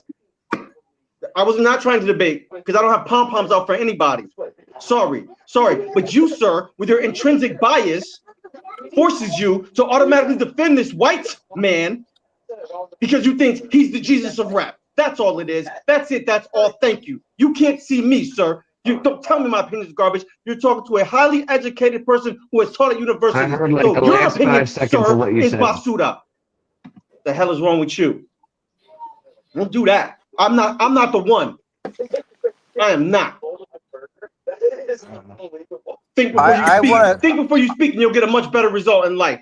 Telling people they're garbage. I want to say, on behalf of me being white, Eminem being white has nothing to do with why I like him. Nah, it does with this clown. Hell wrong with you? The natural reflex to get the pom-poms out for him and tell me my opinion's garbage. I want to say on the Tupac note, I am a fan of Tupac. I grew up on him, but I do think that he is a little bit overrated, especially after he got killed. He blew up, and I want to say like DMX died too, but I was more of a DMX fan than a Pac fan because his stuff was a little bit more relatable. Yeah, he had the dark songs with like Marilyn Manson and the kind of darker vibes and stuff like that, but he did have some like the one with Faith Evans or whatever, like the positive uplifting songs, and Pac had some of those too. But I want to say my favorite rapper right now would be King ISO, because his message is I don't know if you've heard of him, but I've heard that name. Who'd he you say, signed sir? with Tech Nine. He's a mental hear the health name. advocate. So he has a song called Hypocrite, basically saying he wanted to commit suicide, but if he did that, how much of a hypocrite he would be, because he tells his fans, hang in there, you know, be strong. He has a song called Don't Give Up. He has a song Apocalypse. called What's his name? King ISO. King ISO? Oh, okay. He signed to Strange Music with Tech Nine. Yeah, I'm gonna look him up right now. He's my favorite rapper because of his message. So Jim Carrey is another good song where he's talking about he wears the mask, you know, like Jim Carrey. There's a lot. I honestly thought you were about to say that Jim Carrey is one of your favorite rappers. I was like, wait, dude, switched over there.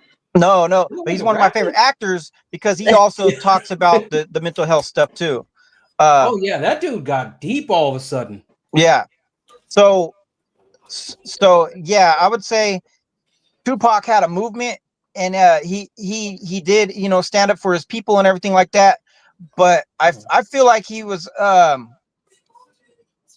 want to say he was a little bit overrated, especially when he got killed. But I listened to him before he got killed, and I was just a kid, you know. But and I think, you know, I grew up on Eazy-E, Dr. Dre, and all that, and Tupac to me was more talented than them. But the thing is, I do feel like he was a tad bit racist, though. Me being a white person, I feel like I don't know if he was racist, but he did just stick up for his people, which is cool, you know, because they were being shit on. Excuse my language, you know. So I could understand where he was coming from, you know. So that's why I don't look at it in a negative way, even though, you know, I'm like, you know, he probably wasn't too fond of white people. He probably had the right and the reason to, because how he was treated. So I look at how I look at it as, you know, I would put myself in their shoes.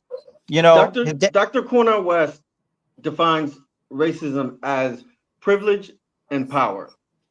So power obviously is the ability to affect your own and other people's lives. Privilege is the automatic power because of, based on whether it's a female has a privilege over males or whatever, right? In a country of almost 400 million people, the dominant numeral is the Caucasoid Asian, yeah? So automatically, white people have privilege, and with privilege comes power. So, and I'm not saying this is the definition for everyone, but according to Dr. Cornel West, and I accept this theory, the so-called black man has never had power in America, so it's really hard for us to practice racism. We can be prejudiced because everyone has some type of prejudgment in them, but we can't really practice racism because it's a system, and the system of racism, the privilege and the power can affect multiple generations. If I get mad at someone because they're white and do something to them, that's not going to affect their 5 generations of their family. So I would say Tupac probably had some prejudice in him, but certainly he can't do racism. It's not a thing that we're allowed to do. Yeah, I mixed them up. I meant to say prejudice. Okay. No big deal. See, I can respect what you're saying and listen to your opinion and give my feedback without calling it basura, like this clown down here. I'm on his heels forever, yo. I'm good, man. Yeah.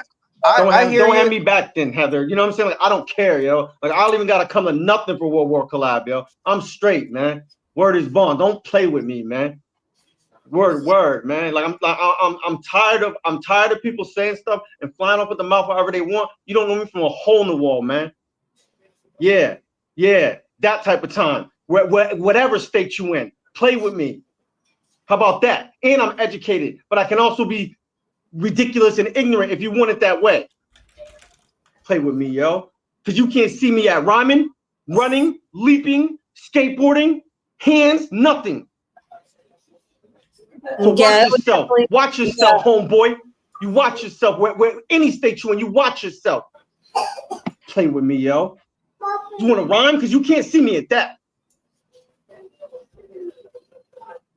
I'm Tupac. You better ask around about me, man. You better ask somebody about me. Ask somebody about me. That's what it is. I mean, 10 Chamber Book Zoo, Wu-Tang affiliate. If you want to know about watch who you're talking to. You step you want to know about hip hop, kind of like the guy that you want to ask. If you want to know about hip hop, it was definitely about mental health. Mental health is a real issue. We definitely shout out the sickle cell, which we're about to get to in a minute with Julius over here.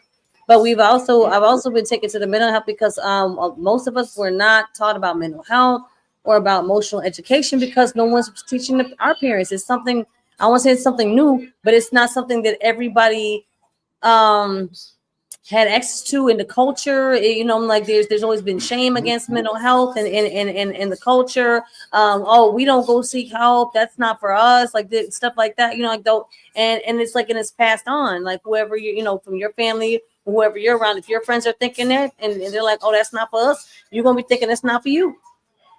I made it a race issue because I feel like it. Since you want to keep typing keyboard warrior, I made it a race issue. You can tell Chris whatever you want. I made it a race issue. How about that? Because it was the fact that your reflexive reaction to it was clearly because you were defending your white Jesus of rap. That's why it became a race issue. That's why. Because you didn't think before you spoke. That's why. Don't type.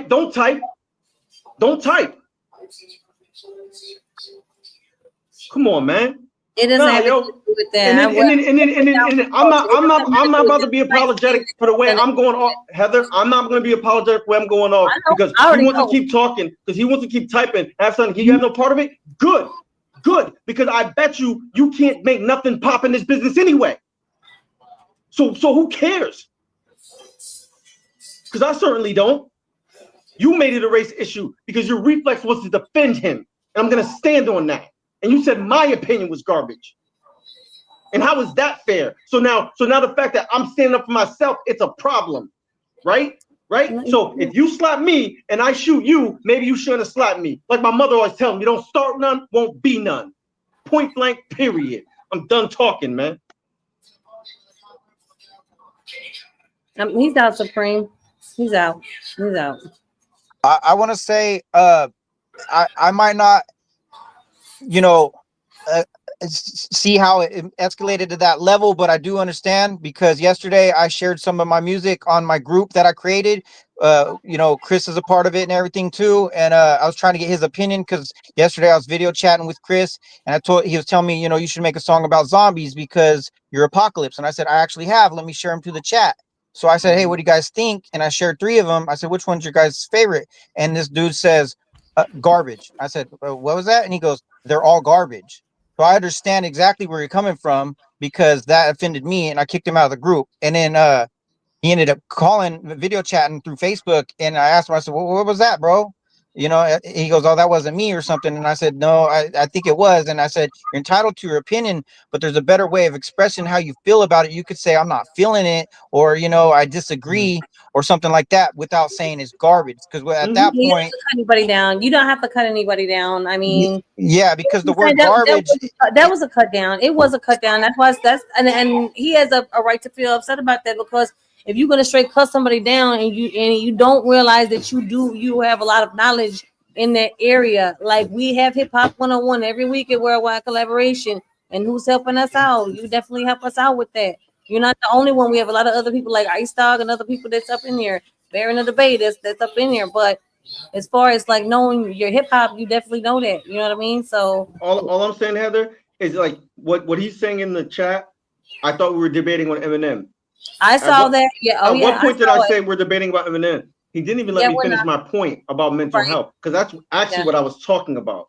Right. I have nothing personal against Eminem. I don't know him. Just like he shouldn't have anything in the positive affirmative for Eminem, because you don't know him either, yo. Like, grow up. Right. It's like how the music affected you. It's like I'll say this. When it comes to artists and stuff like that, I love like the music, the lyrics, the beat, the instruments, the arrangement. But when it comes to people's personal life, I don't always know everything, especially when it comes to relationships and stuff like that, because I don't actually know them personally. Unless I've actually met them. I've had a few people that's like in the industry that I bet, you know what I'm saying, even doing shows or stuff like that. But other than that, I can't be like, I say I know them. I can say I met them. Like, okay, I met Erykah Badu. I met Genuine. Like, I met them. I don't know them. I met them, like, doing shows and stuff like that. I met you after doing like the Good Times role. Eric Badu, I kind of snuck backstage. I wasn't supposed to, but I met her. I just wanted some advice. You know what I'm saying? Someone who I respected. So I wanted her advice. That's what that was about. You know what I mean? Yeah. But it's not. It doesn't have anything to do with that. You know what I mean? It's again, mental health is real. People don't know how to deal with their emotions. So they automatically they're automatically on attack because they don't know how to deal with that. Yeah. He got mental health. That's what that is. That's exactly He got what mental that is. health. Heather, Ninja, y'all know me. Have you ever heard me disrespect somebody? Just I don't know where I just go off. No, I've not even never heard you do you all that. about I've code. never heard You all about anybody set respect. Supreme Allah. But No, you were never. he did cut you down though, and that's factual though. He I've did never heard cut at anybody you. set you off, and he was wrong for what he said. Yeah. Talk about your comment was garbage. Well, also you cut him off too. He But- and I didn't mean to cut That you was off But just just now. forgive him. Just He forgive him. jumped right in. Nobody's perfect at some point. Yeah. Just forgive him. Because obviously he. No, I don't he have backed any out, need. backed I out. don't have it, Ninja. Yeah, but Supreme's not built like that, Ninja. I don't need to know nobody like that. He's not built that way. Like I've he's not built never that way. in my life heard anybody drop as many tracks and it is quality tracks as Supreme Allah. Oh, like on my SoundCloud, that's what I'm listening to. It's Supreme Allah. Awesome. So Yeah. and compare that to Brad Cali, aka Cinematic. So I don't know. I never heard his music, but I haven't either. Mr. What's Julius, up? where are you from, sir? I'm from Cali. Northern, Born and Central, raised Southern? Cali. Southern. Oh, Los Angeles. Take Southern California, but not the good part. It's the part that's not on maps. Oh. I'm in Victorville. So you ever heard of Barstow? Yes. Okay. Victorville is actually a lot nicer than Barstow, and people still don't know where it is unless they go to LA or Las Vegas a lot. Mm-hmm. No, I have a comrade member in Victorville. Oh, do you? Yeah. Yeah. Unless you go there, or unless you know somebody there. You ever been? No. I mean, we have members in 16 states in our music collective. So. Oh, got you. Yeah. He's got a whole comrade camp. He's also Rhythm Gang. Like he's 10th Chamber Brooklyn Zoo Wu-Tang affiliate. Like I'm saying, Killer Bees Wu-Tang. Oh wow. That's why he got so. See, that's what the whole thing was about. He's like, dude, bro, you don't know who you're talking to. Like, if you wanted to go and ask somebody about like hip hop education, that's why we have a hip hop 101. We have different people that's within the worldwide collaboration that come in and discuss the hip hop because they're part of the hip hop. Like, I named off a few people, and that's why he was getting upset. He's like, yo, you cut me off, you disrespected me.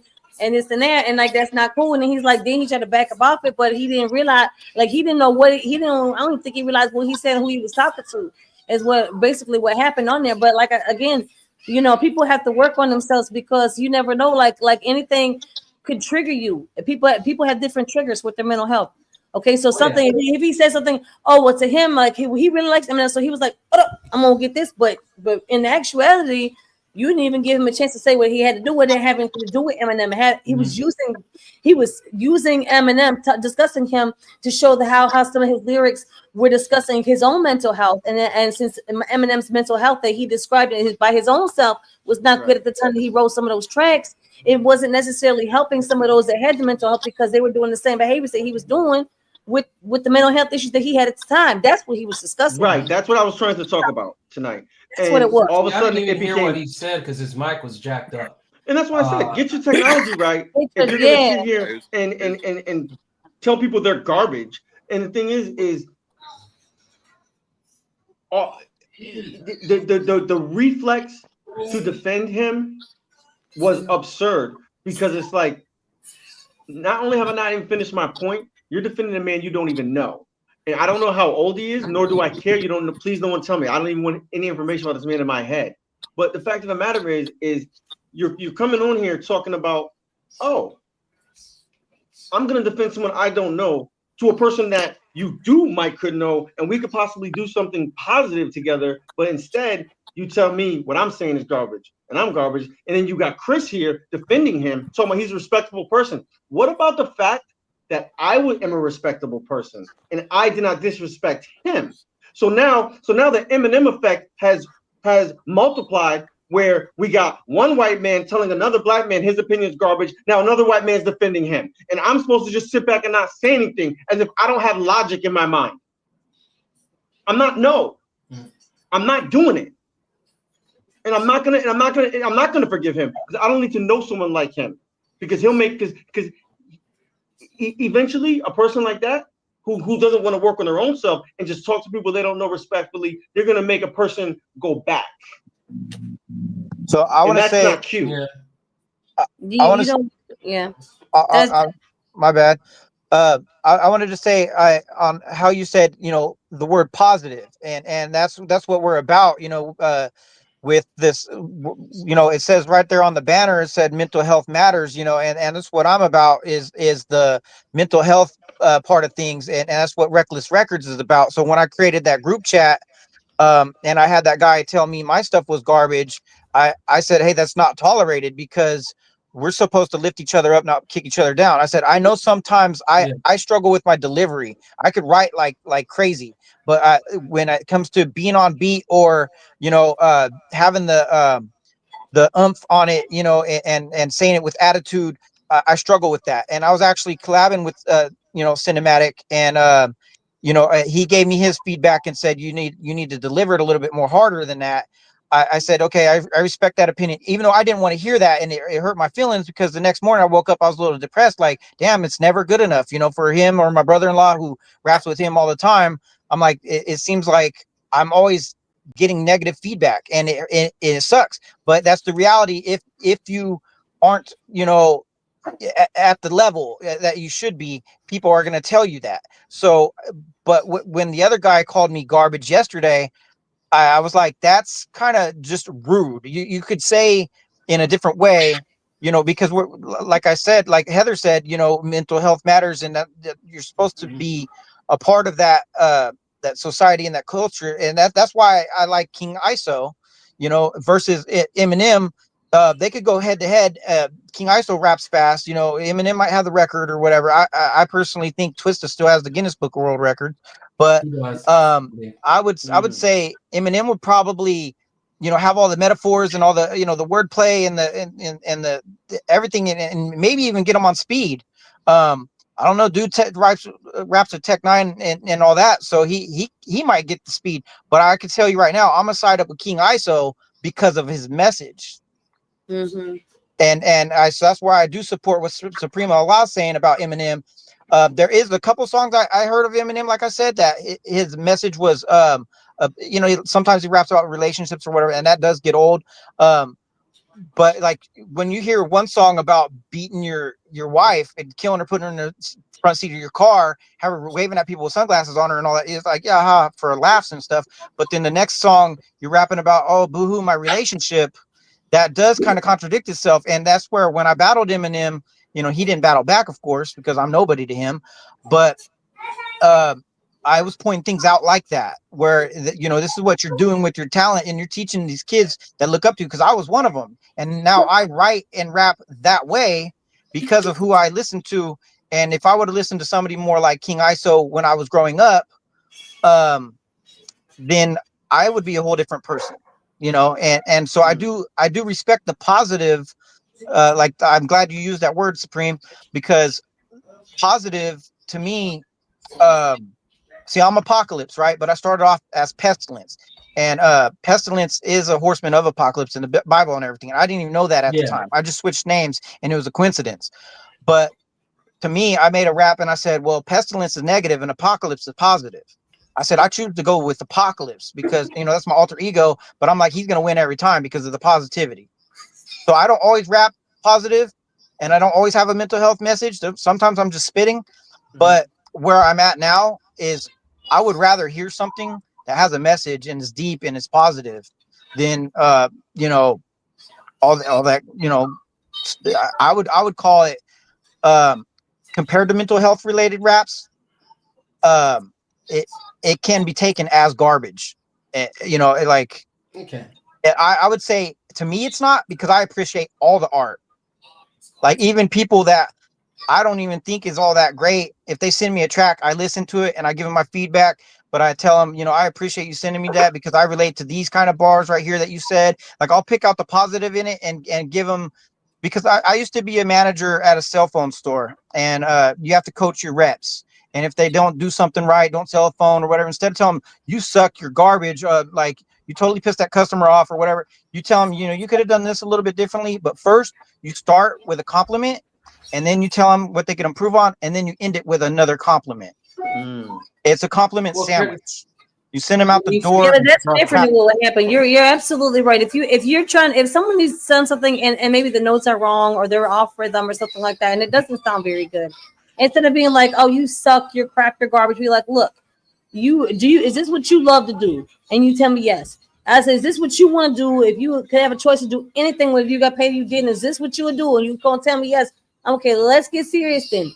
You need some help with these things. Let me show you how you can improve yourself, so you can put your best performance forward. You can put your best writing forward. If you're having trouble with writing, try this, try that. Try writing a theme and writing it 3 different ways. Yeah. Different we ways. can all use help, like, you know what I'm saying? But there's a difference between you besides criticizing somebody and being disrespectful and being constructively criticizing. If you're constructive, that means you're trying to help. And if you just criticize people or you just do something that's disrespectful, then you're not trying to help. Like again, obviously that was a trigger for that. Obviously, Eminem was a trigger for this guy. I'm not really like again. Yeah, homosexuality. That's the trigger. That's probably why. What'd you say, Julius? But now, go ahead, Julius. I was just going to say, when you're not going for a constructive criticism, generally people do one of 2 things. When they're giving somebody some feedback, it's either they're trying to give constructive criticism. Sometimes they know how, sometimes they don't, or they're trying to make a joke out of what that person is presenting to them, and say, that's things like, "Oh, that's garbage. Hey, we're gonna laugh at this.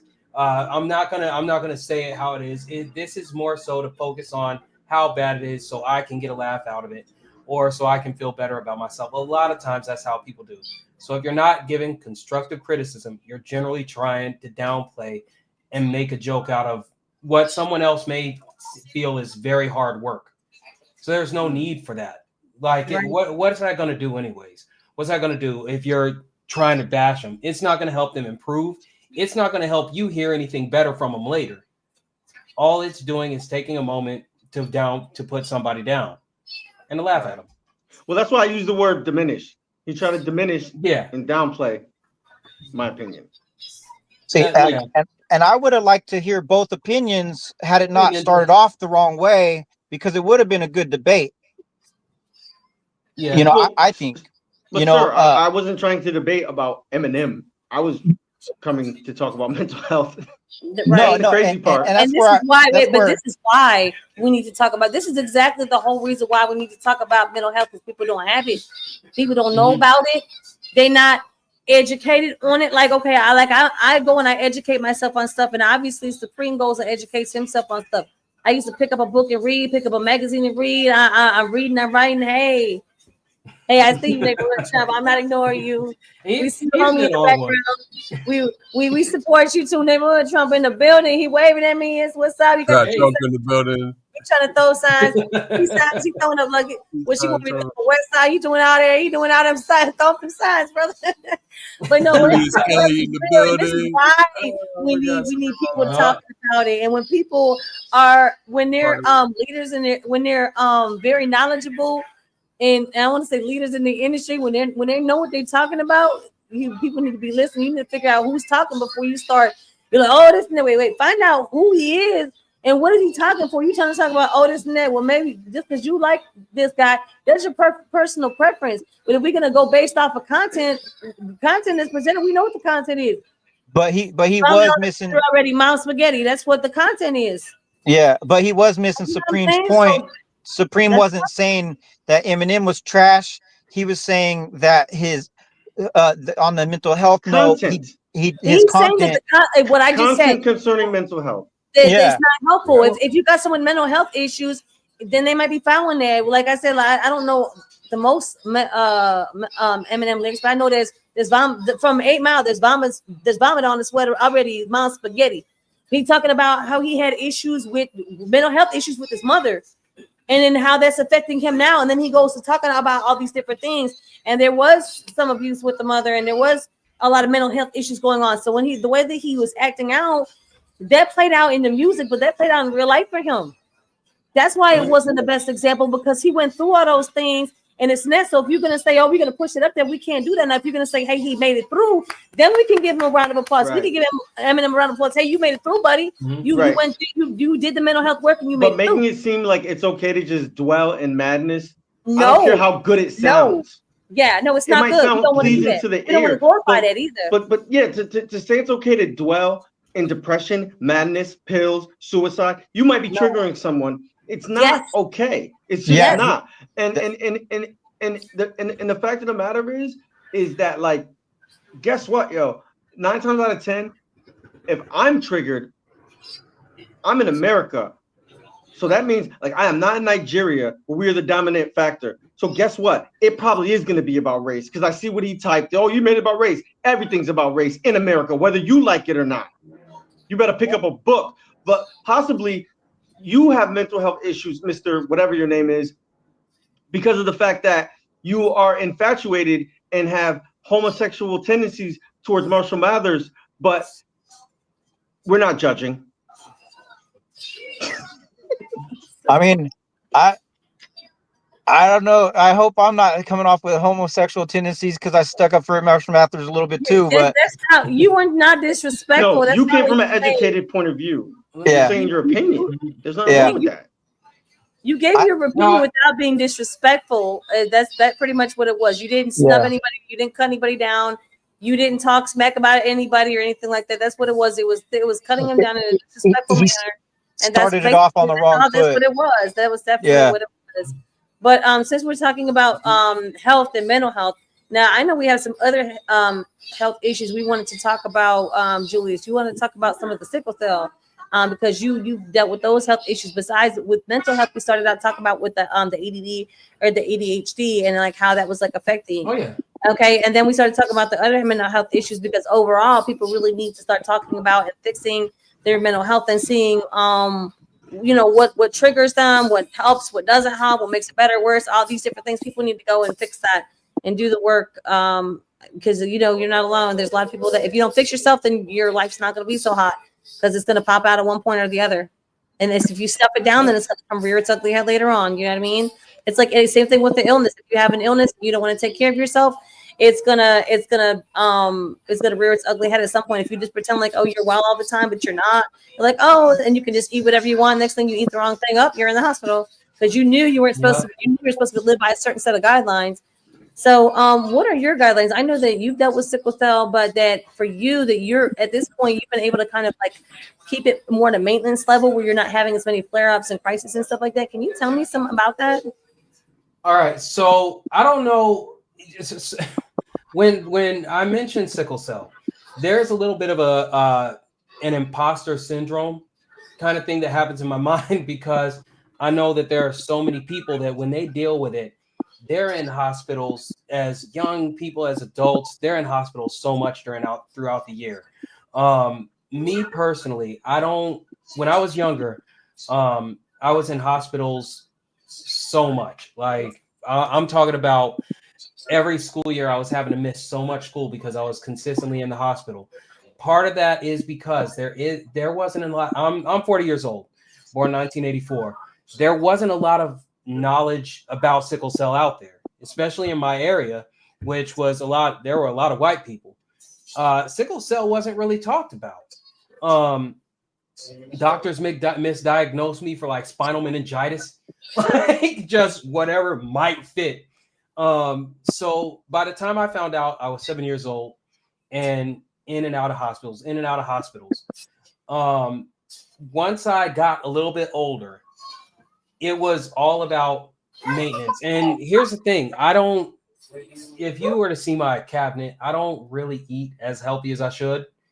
And that could be a problem that's presented in other ways later. But with sickle cell, I learned that it's not just about trying to stop things like just on a daily basis. It is overall maintenance. It is, for me, I stay so water strapped, it's not even funny. Even at work, my employees that work under me know I come in with like 5 bottles of water, along with a big ass or a big old tub, big old jug of water. I stay hydrated. I do my best not to put myself in spots that are going to cause a flare up. I don't know if your kids dealt with this or anybody else has kids who dealt with this, but when I was younger and going to school, my parents felt bad because they found out like, oh, we were pretty much killing our son because I was going to gym class and just giving everything I had. Sickle cell can be triggered by overexertion and not having that, that hydration, and you're just going and going and going when you're not taking care of your body. So now, again, lots of water. I was supposed to go skydiving. Before I even went, I was like, okay, I know we have a problem with high altitudes.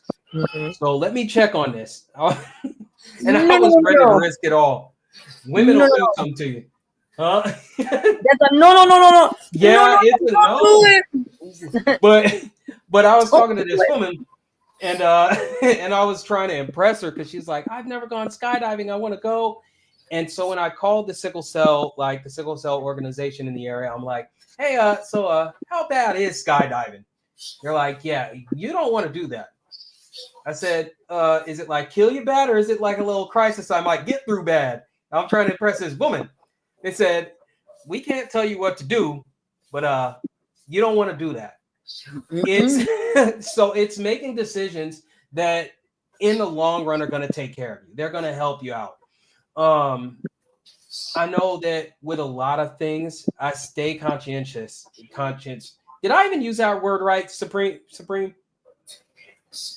Conscientious. Yeah, I believe that's the word. Stay conscious and aware. Yeah. Conscious and aware. Yeah. Of everything I do in my daily. There were a couple of times I went to work and I was like, I can't let my team down. I'm a supervisor. I need to be there. I started going through a sickle cell crisis right before going to work. Like I felt it coming on a little bit, like the night before and just in the days leading up to. But I was like, yeah, my team needs me. And it was almost disheartening seeing my team like with so much concern about me. Because even they were like, yeah, you shouldn't have come in. You look horrible. And because of that, I was out another week. So for me, my thing is, and you, Heather, you do a lot of, like you talked about your eating, your diet, and, doing all those things. Me, it's mostly, it ends up making sure I stay bundled up in the cold weather. That sets off crises. Making sure I have plenty to drink. As soon as I feel even a little bit of something coming on, it's a bunch of water. It's Gatorade, replenishing electrolytes. That's what the doctor told me when I was younger. I've stuck by it. And believe it or not, it's doing my best to stay away from medicine, like a lot of medicines, until I actually have to have it, until I can't function without it. And even then, I don't go for like Percocet. I did develop a habit at one point because I went to the doctor. I said, yeah, I think I'm starting to go through sickle cell crisis. They said, well, here's some Percocet, and gave me just a bunch of it. And I was like, okay, well, and it helped. It did help. And yeah, but what else did it do? Well, what else did it do? It's stop you. You don't want to talk about it. Stop you up though. It causes other effects. It messes you. It messes you up.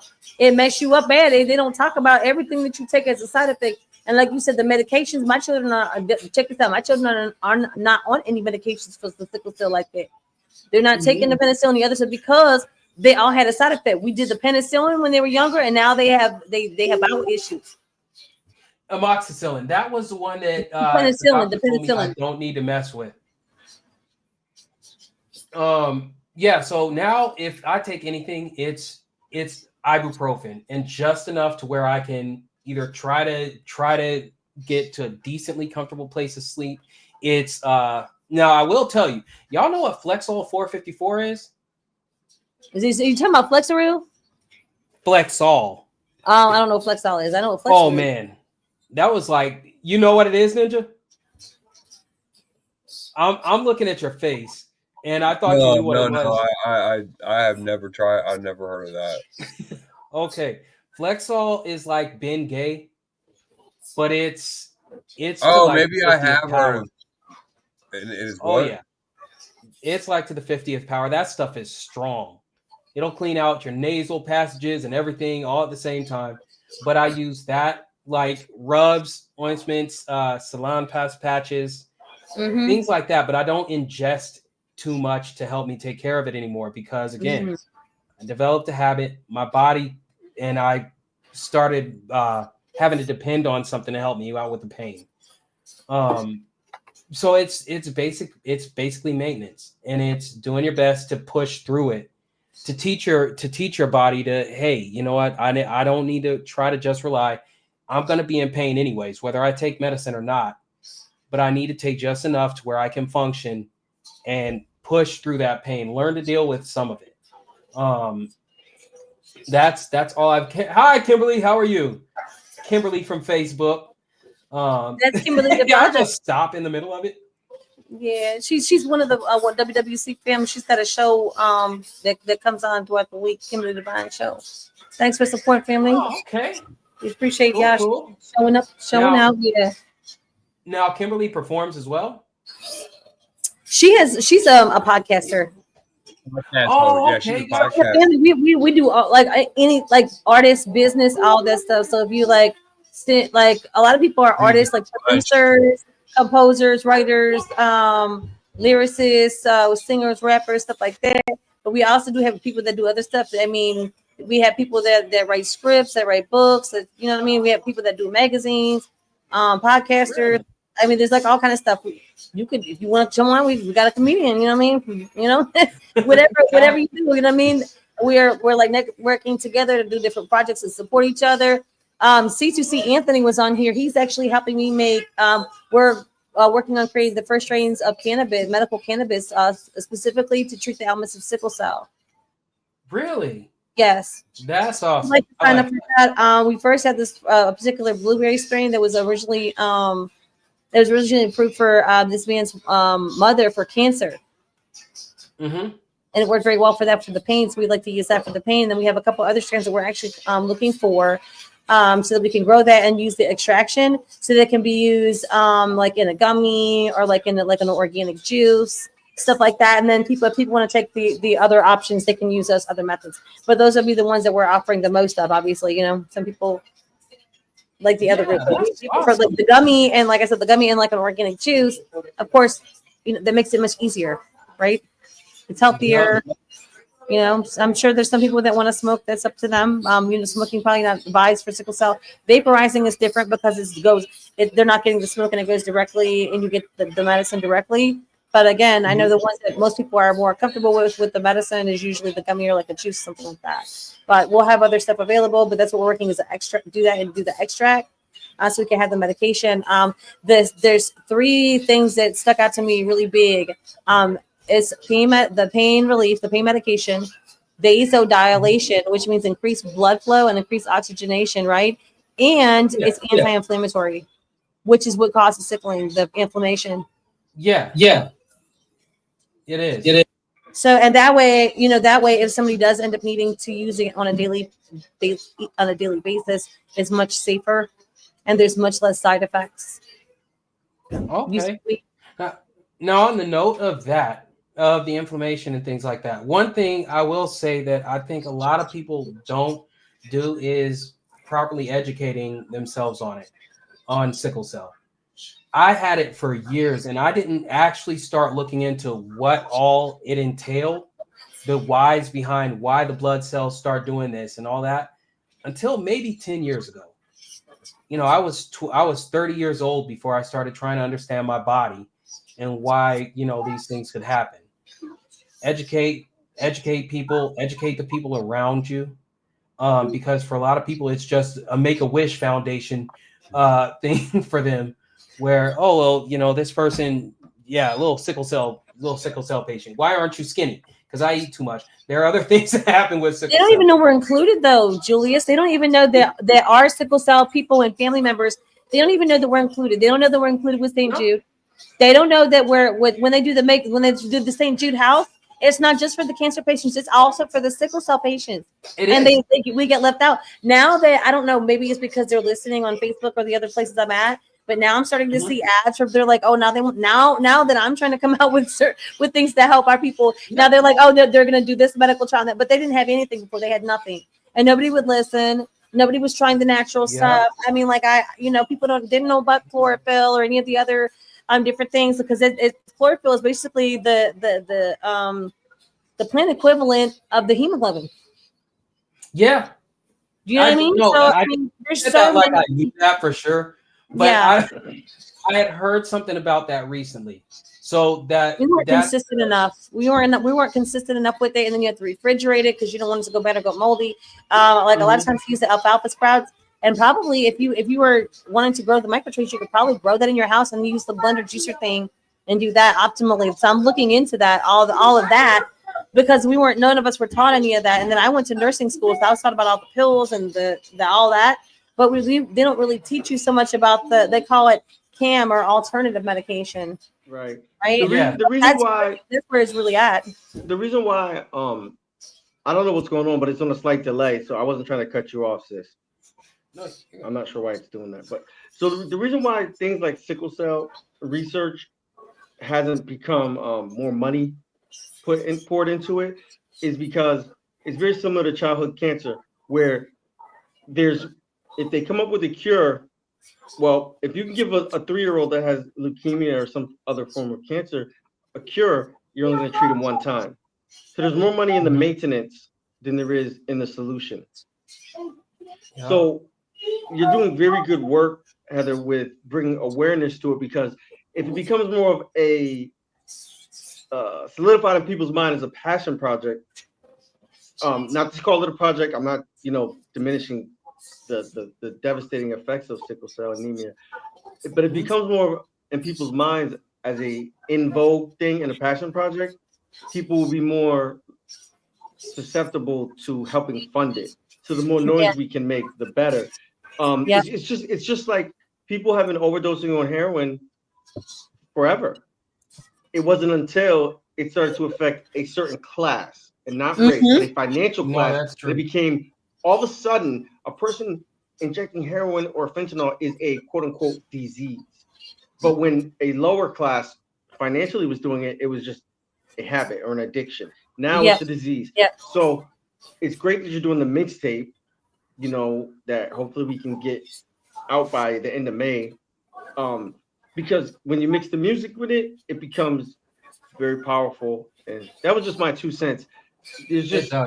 There's more interest in the maintenance, because if I can keep you alive and just barely subsisting, you'll be a customer forever until you are, no longer on the planet. Yeah. We got to make as much noise as possible. Yeah, we knew it wasn't working for us. We tried everything that we were supposed to do, and it wasn't working for us anymore. And even though I was already pretty much eating healthy, I had to go in there and say, hey, if I'm eating healthy, let me go back and look in again and see, what am I eating here? And you have to look and you're like, oh, they added new ingredients, or they changed the naming of the ingredients, and they're trying to slide this in as that. And I'm always constantly label reading. I got sick when I was in 4th grade and ended up having to learn that I needed to eat whole. I learned what whole grain was at 4th grade. With the trait, I ended up going to the hospital after eating white bread. It's fun in my household. If it's white, it ain't right. If it's grains and it's white, we don't eat that. It ain't coming. We can't do that.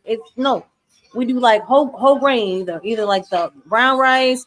They don't. I like quinoa. They don't do that so much. But like whole wheat, like the whole grains. You got barley in there, something like that. You don't eat whole grains. Quinoa is good for you. Good antioxidant. Yeah. My mom makes quinoa as opposed to rice sometimes. I like that. I quinoa. You gotta work on this switch over. Quinoa it's actually a complete protein. They say it's the grain, but it's like an almond. It's got so many like proteins and nutrients in there. It's like a macronutrient dense food. And you definitely want the nutrient dense foods. Like if you're looking at like people don't know this about food. The number one thing you need, they think it's vegetables, it's fruit. Fruit is the ones without electricity, lights. Fruit is number one. I think it's I want to say it's like an 8 like for your energy that you get out of that for the fruit. I think it's like a 6 for the vegetables and it's a 4 for the meats. Is how much energy you can extract when you're consuming these foods. So you're like, oh, I need my protein. But if you eat quinoa, it's a complete protein. It's the beans and the rice all together in one. Neighborhood Trump. You know what I'm saying? The main thing that I got rid of in my diet was milk. Yeah, I'm lactose intolerant. I read it. We all are. I read a book called The Milk Conspiracy, and it's funny because the guy who wrote it used to be a DJ for Hot 97, and he quit, and he's a holistic healer, and I forgot his other title, but someone gave me the book when I was locked up, and he broke down how similar to the cereal thing around World War I, people were worried about a food shortage, so they pushed the idea that milk is good for you. And it never really was a thing. It really wasn't, as far as people thinking milk is like, so until the 90s. Got milk. Got milk. Yeah. The milk ads, right? And they can't do it anymore because people are getting sick from it. I recently read an article about that. Because everywhere you would look, it was a hip thing. Everybody wanted to do that. It was cute. Oh, it's cute. Got milk. You know what I mean? And everybody had the milk mustache, and it was a thing, right? But it's not. It actually robs your bones of the calcium. It breaks them down. It causes osteopenia, which is the precursor to osteoporosis and osteoporosis. It also robs it from your nails and your teeth. And then the mucus in there is the base. Mucus is the base root of all disease. So the first lie that they told was that milk adds calcium to your bones. You cannot do any form of ingestion add calcium to your bones. All you can do is stop the acceleration of loss of calcium, but nothing you do is going to add calcium to your body. You can only just stem the tide, right? You have to look at it like this. The silverback gorilla will feed its youngling, that's Star Wars head now, feed the youngling milk until they're about 4 months old. After that, they are vegetarians. A silverback gorilla, a full-grown male silverback gorilla can flip over a small car, but they're vegetarians. That tells you a lot right there, right? So, and I'm not being haughty or bragging, but people tell me I don't look like I'm almost 45 years old. You know what I'm saying? Right. It's diet. It is. Red meat, beef at a minimum, as little as possible. The Honorable Minister Louis Farrakhan is a good example. He's in there 80. He'll consume beef once a month, no milk. My mom uses coconut milk, if milk at all. If it's going to be chocolate, dark chocolate. And a lot of these things, like Prodigy, right? Because he passed from sickle cell crisis. Right before, that's something else. But right before he passed, he had gotten on a real health kick, and his health was rapidly improving because he read books like Eat to Live from the Honorable Elijah Muhammad, which it's not about being a Muslim or not. It's about that book is beneficial. So everything, like Heather pointed out, mucus is a huge factor and culprit. And you have to look at it like this. When you're dealing with like milk, what other species on planet Earth consumes another mammal's secretion? That alone is like super demon paws. You know what I mean? Like you don't see a giraffe drinking a lion's milk. It don't go. But us as humans, we're consuming cows, whatever you want to call them. You don't see cows consuming breast milk, right? No. Although I did see something weird about they're trying to come out with a breast flavored milk. I was like, that's definitely weird. Well, unless people have. What about that like bird flu or whatever that gets? I'm just saying, no, you're absolutely right. That it's each animal. I mean, they have the milk for the baby. That's what they're built in for. The cow's supposed to drink the calf's going to drink the cow milk. A child who's going to drink the mother's milk. You know what I'm saying? That's how it works. That's what it's supposed to work. And after that period, that they need the nutrients and the fat that comes directly from the mother has everything the child needs.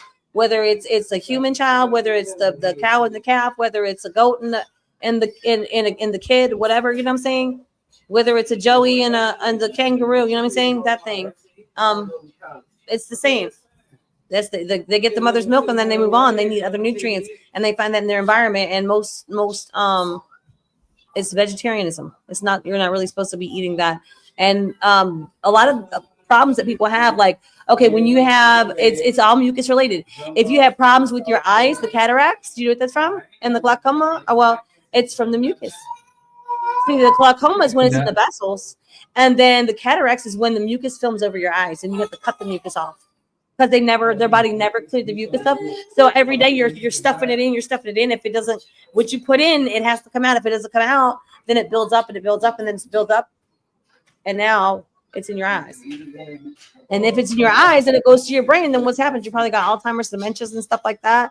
Or if it's not from that, then it's from the heavy, like the aluminum in your deodorant people were using. But I use aluminum-free deodorant. You know what I mean? So, yeah. But we didn't have that option. Like my grandma didn't have the option of aluminum-free deodorant. She tried that crystal stuff back in the day, like back in the 90s. She had this crystal one. I'm like, that thing didn't work.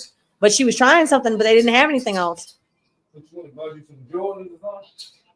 didn't have anything else. They had the little crystal thing, and it didn't work. And they had all the brands that people use, Degrees, like all the brands that people regular brands, Secret, all that stuff. But they all have aluminum, except for the brands that have altered it, and they don't have the aluminum. But I don't use those brands. I use like natural brands that they didn't have when I was a kid. They didn't have that stuff. It's like when you know better, you do better. And if you know better, but it's not available, either you gotta source it somewhere else. You gotta make it yourself. Mm-hmm. I'm at the point now where I might have to make my own lotion because even when I buy stuff at Whole Foods, they're still slipping in more and more chemicals in there. Stuff I used to be able to use like a year ago, they're putting more and more chemicals in there. And people that do eat dairy, watch out because they're putting carrageenan in all your dairy products unless they're organic. So if you are gonna eat like milk products, you should definitely eat organic. So it doesn't have growth hormones in it. It doesn't have pus in it because the non-organic stuff probably definitely has blood and pus in there. They don't give those cows a rest, and then all that goes right in there, in there. So I'm gonna drop in a private chat from when I interviewed Kevin W. Reese about the medical mafia. It's an interview I did years ago on YouTube, but I no longer have control over that YouTube channel. You know what happened, Heather, with took control of my life, right? Whatever. So I dropped it in the private chat for anybody that's interested. Because I used to have a podcast like you have, Heather, where I interview people. So because I discovered his book, and he just breaks down like a lot of natural remedies, tumor, a lot of things. But lemon in the everything. Believe it or not, like lemon water, if you drink that every day, that'll get like it's an astringent. It detoxes you. It'll flatten your stomach. It'll help you with your circulatory system, your excretory system. Like it'll brighten your skin. You could what do you want to do with it? You want to clean your house? You want to clean your face? You want to make your garbage disposal smell clean? What you want to do with the lemons? You know what I'm saying? Lemons, yep. You can do so much with a lemon. It's ridiculous. They say you got lemons, make lemonade, but there's so much more that you could do with a lemon than that. It's ridiculous. It's like cheap. They're 25 cents. Like if you're getting regular commercial ones, and you have to watch out and make sure they don't have funguses on there. Like if it's got the Zoll on there, look at the if it's a bag of lemons, pick it up and flip it over and make sure it only says whack or lac-based resin. If it says anything with a Dazzle, something Zoll, you got fungicide on that stuff, and it's all inside your fruit, and you don't want to eat that crap. Yep. What is it that gets stuff that stains out of clothes like really easily? Like, is it like white wine or is it vinegar? More than vinegar. White vinegar. Yeah. Is it vinegar? Vinegar is used in so much stuff. It's not even. And it's also fabric softener. You don't. It smells bad, but it actually would make your clothes soft without having to use all the chemical products. Because everything that smells good, it's got phthalates in it and forever chemicals, and you just put it in your clothes. Well, I don't put that in mine. I have the dry balls. So, but if you put that in there, then down here, whatever the brand is, like It smells good. You're smelling that in. You're just smelling all the chemicals, and then you wonder why. And they're obesogens, so you wonder why your estrogen levels are high and you're packing weight around your stomach because you probably have all those smelling agents all in your house with the phthalates, and it makes you wait. Jay Kennedy wants to know: can he submit a song to play? I guess so. Yeah, he could submit it. Oh, that's in the comments. Yeah, he did. I saw that. Yeah, you can submit it. You can submit it. I submitted a song to you to play. Yes, I know. Not to get off topic. Not today. But yeah. No, with the sickle cell, that's why the health is really important. That's why I wanted to know what you were doing because, and now what type of sickle cell do you have? If you don't mind sharing. I have the anemia. I have anemia. Well, no, listen. So there's like if you have the sickle cell disease, there's kind of three types. There's sickle cell SS, sickle cell SC, and sickle cell SE. Do you know which one you have? If I'm not mistaken, I had the SS. Okay, that's what we call super strong. That's what we call the super strong. Of course, it does vary from person to person, but that's what we call the super strong. So, I mean, and we're not diminishing any other types of sickle cell. We love everybody with sickle cell. We support you all, but we know that there's all different levels within that, and even thalassemia. If you think sickle cell gets looked over, thalassemia is actually in the same category as sickle cell. And not only do I have kids with sickle cell, but I have one that's got sickle and thalassemia, and that's a whole different type of sickle cell disease. And so you either get it really, really bad, or you can get lucky and get the milder version. My son got very lucky and got the milder version. I was very thankful because if you get, it's like sickle beta thalassemia. If you get the beta minus or beta 0, then those children don't live long. They need a lot of blood transfusions. Oh, that's I want to say that it's the beta. I think it's the beta minus that's a few months, and then the beta 0 that like it's like early childhood. It's not optimal. It's not. You know what I mean? Yeah. And thalassemia is like that too. So. And that's one thing I did want to point out is that I did say like I don't look as much at what I eat, and I do pretty good. I do pretty good with sickle cell. That's my case. I do think it's important for everyone to, and I need to make time for it myself. But I think it's important for everybody anybody who has it or anybody who knows people who have it to kind of study up on what's good to eat, like to study up on better intake into the body. Because especially this friends, one thing that really has helped me is that I had friends that saw me go through a sickle cell crisis. They visited me in the hospital, saw how bad off it was. And I couldn't even go to a party and drink unless I had a bunch of water because they're like, no, he doesn't need to be drinking unless he has some water because dehydration from the liquor will jack you up if you don't get yourself right. And just having a support system that understands and has your back with it, that's where the food comes in too. People that know that you need to do better, like you do for your kids. Okay, this is how we're going to eat because in the long run, this is going to be better for you. And it's going to take care of, make sure you're not putting stuff in that's going to set off a crisis. Yep. All that stuff is very important. It's one of the things I need to get better at. But I think that everybody, if they hear me, it's look at that, really research and understand what your body needs, what you're putting in your body, and understand that not everybody is lucky enough to not always be struggling with it. Yeah, that's for sure. That's why I'm working on that. I'd like to have I don't know when, but I'd like to have my book out sometime this year before Sickle Cell Awareness Month of September. It's called Eating for Sickle Cell, and it talks about things. It's going to be talking about the water. It's going to be talking about the whole grains, what you should be eating the fruits, making sure that you're not eating the GMOs, genetically modified organisms, because what it is those are inflammatory foods.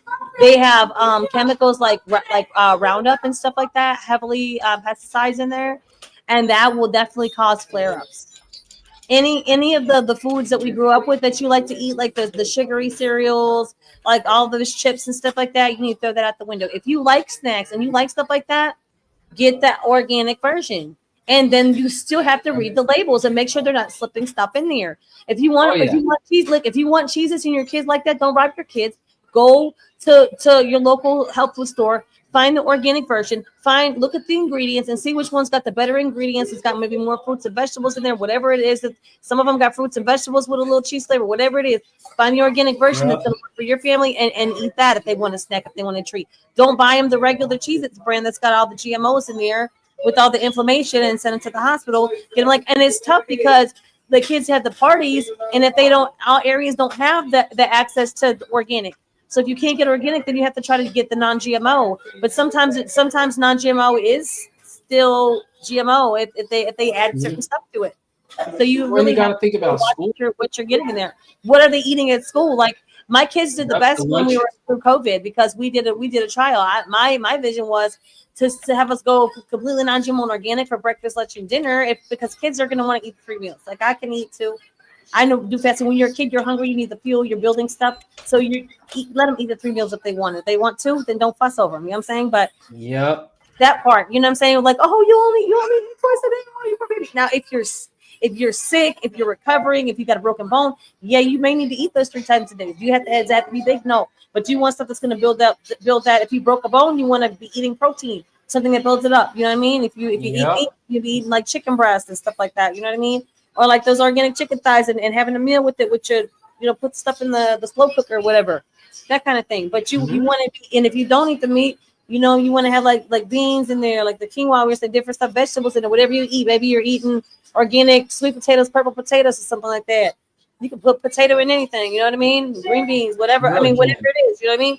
So it's like really limitless of what you can do, but getting the healthy food to you is another thing. Because like I know when my kids go to the hospital, they feed them a lot of time. It's not so good. When my son had his gallbladder taken out for sickle cell about a year ago, they fed him chicken tenders and French fries. And then when I went to go get my kid Chipotle, because it was the closest thing that was going to be open, it was late, and there wasn't going to be any other healthy choices. It was going to be only fast food restaurants.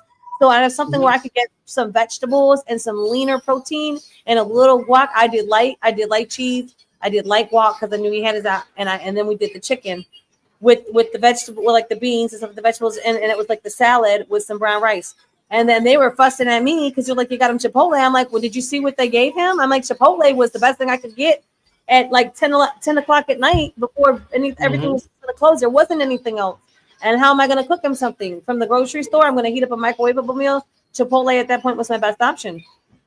You know what I mean? I mean, honestly, and they're like, you can't have this and make sure it's light guac. And I'm like, I'm the one that's telling you that they're giving him the wrong food. I'm having to go purchase this with like 12, 13, 14 bucks of my own money to get him something because they're not providing. And every meal, the potatoes are not real potatoes or instant potatoes. Do you know what I'm saying? It's like the vegetables are canned. Can we at least get frozen? You understand? It's not that bad for a frozen bag of vegetables. It depends on where you buy it though. Actually, a frozen bag is actually cheaper than the cans, if I'm not mistaken. It depends on where it just depends on where you get it. You know what I mean? You have to and then sickle cell really needs to watch corn. I would say no soybean unless it's like soy sauce. Because it's inflammatory. And if you do eat it, it needs to be organic. Some people like soy. If that's part of it and you're vegetarian, you use that. And it should be organic. If it's not organic, it's GMO and it's highly inflammatory. It can cause a crisis. That kind of stuff like that. I'm not knocking it because I used to eat tofu back. I was like pesco vegetarian back when I was like a teenager. And then I used to do like the fermented tempeh and like do like the tempeh subs. You know what I mean? But like the thing with soy is that you have to be careful for males because it'll start to produce estrogen. Yeah, you don't want that. Yeah, it's not overdo it with soy. That's why I said I would limit your soy to just soy sauce when you're doing Asian food, and organic if at all possible.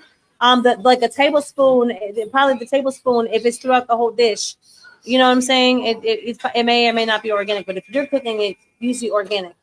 You know what I'm saying? You want to limit your exposure to those as much as possible. That's why I'm trying to put that in there because a lot of people don't know. And then you have people that have taken it more to the next level than me. If I was by myself, if it was just like, I was 20 something, then of course, I could be a super disciplined vegetarian, vegan person doing this, but I got 6 kids, you know what I mean? I got my grandma, and I have to accommodate that. I'm not making 5 different meals. I make one thing that I can accommodate. They don't like the meat. I put this to the side without the meat.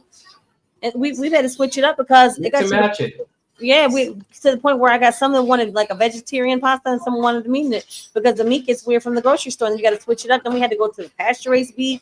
but you can't always get that. That place is going to close at a certain time. So everything you do has got to be like with intention. Either you're eating towards health or you're eating towards your death. Now, everybody wants to have like a nice little treat taste sometimes. Sure, go ahead. You can have a treat, live a little, but that don't mean you need to be eating that stuff every day. And then if you're gonna have a treat, try to go to a place that's gonna use better quality ingredients. You know what I'm saying? If you're gonna have dairy, make sure it's real cream. If it's gonna be the real cream, make sure it's organic. You know what I'm saying? If you're gonna live a little, do it the right way. Like make your own. Get the little beaters to make your own cream. It's just heavy cream and some powdered sugar. Whip that up with some vanilla and skip yourself the propellant. But a lot of people don't have time for all that. It's just you have to make choices, and then you can't always. Sometimes you have to cheat a little bit because you're not in the best situation. Maybe you don't use the microwave, but maybe you got to go somewhere. You're at a trip. You're at the airport. You got to use the microwave, but you gotta maybe all they have is Subway. So now you got to figure out what can you eat from there. Maybe you're eating a cheese sandwich with vegetables because you don't eat meat. You gotta figure something out wherever you're at. What's the best thing I can get over here? If I had to go through all my choice of regular fast food restaurants, the only one I probably would eat at would be Wendy's. And if I had to say that, why? Because I could get a baked potato and an orange juice with a side salad. And there's his bomb. Their baked potatoes aren't bad at all. That's all I'm saying. I'm sure that's got the heavy pesticides in it. But if I need to get something and I need something quickly, and I need something where I can get that's the best health content, where I can't get a baked potato at any other fast food. The lesser of the evils, basically. That I cannot get a baked potato at any other fast food restaurant. Yeah. Now at the delis, like a McAllister's or a Jason's Deli, I can get stuff there. But if we're talking about it's 10 o'clock at night and you need to go home, or you just got in from a flight or whatever, you need to make your best health choice. What can you get? Mm-hmm. The options are slim for health. Convenience doesn't always work with health, with healthy. So the options are slim. Right. There's like you said, a baked potato at Wendy's. I can't think of too many other things besides like Chipotle, which they generally close early. But even Chipotle is iffy. They're out of stuff. Yeah. They're out of stuff a lot, which I don't. I mean, it's tough. Heather, if we can next week have Azim, the life-giving MC. Bring him on. He just came back. Sounds like good. Julius, you aren't familiar with him. He's part of Comrade Camp. He's also a Wu-Tang affiliate. He just came back from Chicago. He went to the National Black Farmers Convention. He actually owns a lot of acreage in Connecticut, and he farms. And really? He's very, very disciplined in the sciences of herbal remedies. He's been on the show with Heather, not this show, but the other thing we do. He's been on there like 2 or 3 times, but he's here pretty much almost every day recording. His name's the Life-Giving MC. He actually was here earlier. He did come on camera last week, right, Heather, for a second and said hello? Yeah, he came on at the tail end last week, and I told him to come, that he could definitely come on back, come to the show. Okay, that's where I heard the name. Yeah. Yeah, the Life-Giving MC, aka Azim Secure. He's very, very knowledgeable in natural healing remedies. Like, he's cured people's cancer. Like, he knows what he's doing. It's to the point where he doesn't even like to advertise his knowledge too much because you don't want to. We all know why. We all know why. We know why. I mean, even with me thing, but you know what I mean? Say something, because I'm trying to help the sickle cell. Nobody else is helping them. Nobody else is helping them. He'll come next week, obviously. That's you know what I mean? Yeah, he can always come on next week. But yeah, well, that's the hashtag. I want everybody to start using that.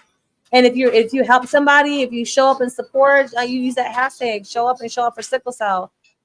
Because that's what we're doing. I want to show up. If you're well and you're able to support somebody and go to the hospital to visit them, that would mean a lot.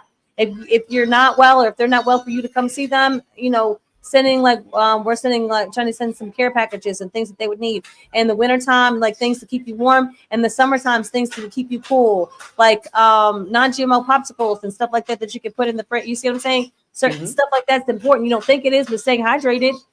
You need to be able to, you need to grab something. You need, like, I would say, switch to body armors from those Powerades in there, because some of them have flame retardant in there. You do know that, don't they? Some of them have flame retardant in there. Some of them have flame retardant in them. I didn't know they have flame retardant. No, but I know that they're iffy. They're just it's called glycerol ester of rosin. Look it up. Glycerol ester of rosin. It's flame retardant, and they approved it to be used as food. But since they've recently passed the stuff for the dyes and the red 40s and all that, I'm hoping that they're going to be picking that out shortly. But you have to watch out for that. You also have to watch out that they put basically like antifreeze, propylene glycol. They put that in certain foods too, like salad dressings and others. There's a lot of foods that they put propylene glycol. And it's, you know Miralax, the ethylene Yes, glycol. the stuff that makes you Yeah. So cleans you out. yes, propylene glycol is like the cousin of ethylene glycol, which is basically antifreeze, and they alter it, and they're able to use that for a laxative. Yeah. They put it in. You said propylene, right? They put it in your lotion and stuff like that. So that's when you get like the lizard skin. If your lotion has got the got that in there, and you have to watch out. Yeah. It's like you start with, you're like, okay, it was kind of overwhelming because like, what do I do? Do I do my ketchup? Do I do this? I'm like trying to get something from the store, like, oh, we're gonna make burgers and salad or whatever. And then like saying, do I get the organic ketchup? I'm like, crap, what do I get? I'm like, oh my God, this is overwhelming. I was like, okay, this I was like, eventually we're gonna have everything switched over. I was like, but until I get this figured out, I'm gonna do the ones that are the most important. I was like, I'm gonna start with the Dirty Dozen. And then I'm going to start looking at, like, if I have certain condiments, I'm going to flip it over and see if it says GMO, we don't do that. If it says high fructose corn syrup, that was something that was already on my ban list already. And I was aware of the Dirty Dozen. I wasn't doing organic. So it was like I had to focus with the Dirty Dozen and then make sure it didn't have soybean oil, especially hydrogenated, and it didn't have any corn syrup or high fructose corn syrup. And you also have to watch out for the cornstarch because most of that's not organic. Yep. No, it's really not. I did hear about. If you had to cheat, the teaspoon of cornstarch is going to be probably less bad for you than the corn syrup and the hydrogenated oils. If you had to cheat, if there was no other option, then choose the one with the cornstarch, because there's going to be like that much. If you have to choose, hopefully you don't have to choose, but sometimes you do, because sometimes they don't have the healthy foods available. If you go to the neighborhood, they have certain fresh fruits and vegetables, and then the rest of the stuff is not healthy at all. Like, you know what I'm saying? All the jammers and all the you know what I'm saying? Like they call them fruit drinks, but there's no juice in them. There's no juice. There's no Let's just say that. I'm from a food It's just desert. a bunch of random stuff. Yeah, I have seen that. I'm from what's called a food desert. I don't live there now, but where I was born, in the city that I come from, is Hartford, Connecticut. It's a food desert. Now, not because there's no grocery stores, but the city of Hartford is divided by Black and Puerto Rican. On the south end is the Puerto Ricans. On the north end is the so-called Black people, Jamaicans, Nigerians, whatever. There has never been an actual grocery store in the north end of Hartford, Connecticut. So what you have is an overwhelming proportion of people that have sickle cell having crisis, of diabetic comas, infant death, because there is nowhere for you to really get actual good food. So you're living out of bodegas. So everything is processed, everything is Everything's fried, freeze dried, all that processed food. And so what happened a few years ago? The snacky cakes and all that. Yeah. Yeah. What happened a few years ago was they wanted to bring a minor league professional baseball team to the north end of Hartford, Connecticut. And the way the town council was able to pass it was they said, we're going to build the first grocery store in the north end of Hartford. It's going to go great. Of course, they got the stadium. There's still not a grocery store in the north end of Hartford. So people are living out of bodegas. They're getting a chicken sandwich thinking they're eating protein. They might not even be eating chicken. They might be getting people. I hate to tell you that. If you've seen the latest commercial, they might be getting people. Well, that's all I'll say. Oh, wow. Have you seen the new CFK? I'm saying it backwards. The new CFK commercial. Yeah. KFC.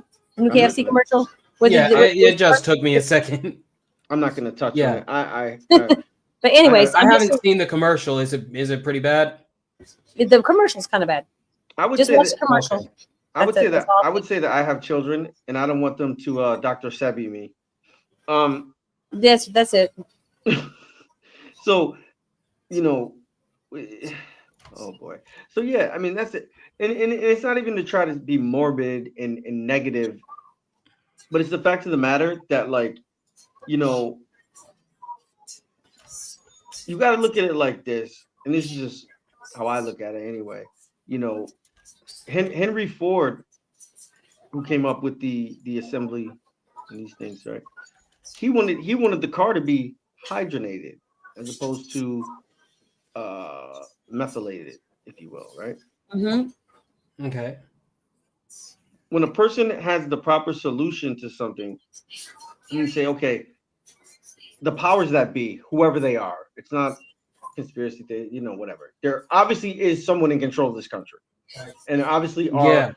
Whether we like it or not, there is an unseen hand in everything. Whether it's a record going to #1 or a particular, that's why you always have the recall, right, with certain medications, yeah, where it's like we thought this was good for 9 years, but now if you've been a part of this, now we have a mass tort lawsuit, right? The unseen hand was the person that knew this was probably bad, but knew it was profitable. So when you know better, you do better. I'm not gonna lie, I kind of lost what my point was about the food, but oh well. You were talking about how like it's all designed that way with the food. Well, you're talking about the bodega, how all they have is the bodega, and how that's really affecting people with sickle cell. But let me tell you what I would like to do. No matter if you have sickle cell, no matter where you live, and I definitely will have to start in the States because I have to start what's closest to me. But we'd like to make that available everywhere, since we have like DoorDash and Uber Eats or Grubhub. Sure. Those are the top 3 that I know of. I would love for them to reach out and make a partnership where we can make a healthy, we can make some kind of a plan where they can get like a membership, and then they can be able to get food delivered to them. You can get the grocery store and make sure that DoorDash is going to deliver from a grocery store, not the bodega, but the grocery store, with whoever chain that is, where they can get fruits and vegetables, they can get fruit juice, they can get water, they can get the right kind of water. You know what I'm saying? Not tap water. They shouldn't be drinking tap water, but if you can't afford it, the truth be told, they're drinking tap water if they can't afford it. They need to be bottled. They need to have filtered water, optimally spring water. You know what I'm saying? That last track I dropped in our private chat, Heather, it starts with the hashtag show up and show out for sickle cell, me and Life Giving. Julius, Life Giving C is also AKA Laser Beat, because we do this whole transformer thing where everybody has a transformer name. But hey, that's what's up. Okay, yeah, I have him open on SoundCloud right now. Life Giving MC as very positive brother, man. Do you want me to play that track? If you'd like to, sure. Yeah. Let's play the track. Let's play the track. We haven't played that much music tonight. It's been Julius. I sometimes drop 15 or 20 songs in a day. All I do is record. Whoa. Yeah, that's got to be a hell of a record. Wow, okay, before she plays the song, I'm gonna say this. I've said this before on Heather's podcast. I was going for the world, what do you call it, the Guinness World Book of Records, but find out it would not be financially prudent to do, because you have to pay them a per diem, so it's like $100 to $180 a day, and they can't stay with you. They have to come from the Guinness Institute in London. So really, yeah, you have to pay their travel, their hoteling, and then their per diem for food and fun expenses. So the thing I know, and anyone that is tuned in with me knows, I have over 7,000 songs. I'm nearing 8,000. Not even Bob Dylan. No one's close. I passed Jay-Z in 2006. He's only got about 350. I have thousands of songs and not remixes. So yeah. That's interesting. That's a lot of music. And I hope it's all good, because I hope I ain't put on no trash. I haven't heard any songs that I didn't like yet. You know what I'm saying? If there's something be like, I'll pull you aside. I'd be like, yo, fix this little piece right here, and then it's dope. You know what I'm saying? I would definitely be like, but I haven't heard anything like that. I mean, like, I'm not gonna say every single song is like my favorite track ever, but I do like all songs that got like a good flow, a good vibe, and I be feeling them tracks. Yeah, that's what I can say. You know what I'm saying? I be feeling them tracks. I haven't heard a bad track from you yet. I can say that. I would hope I never do put out a bad track. I was schooled in the arts by RZA himself, so I better be good.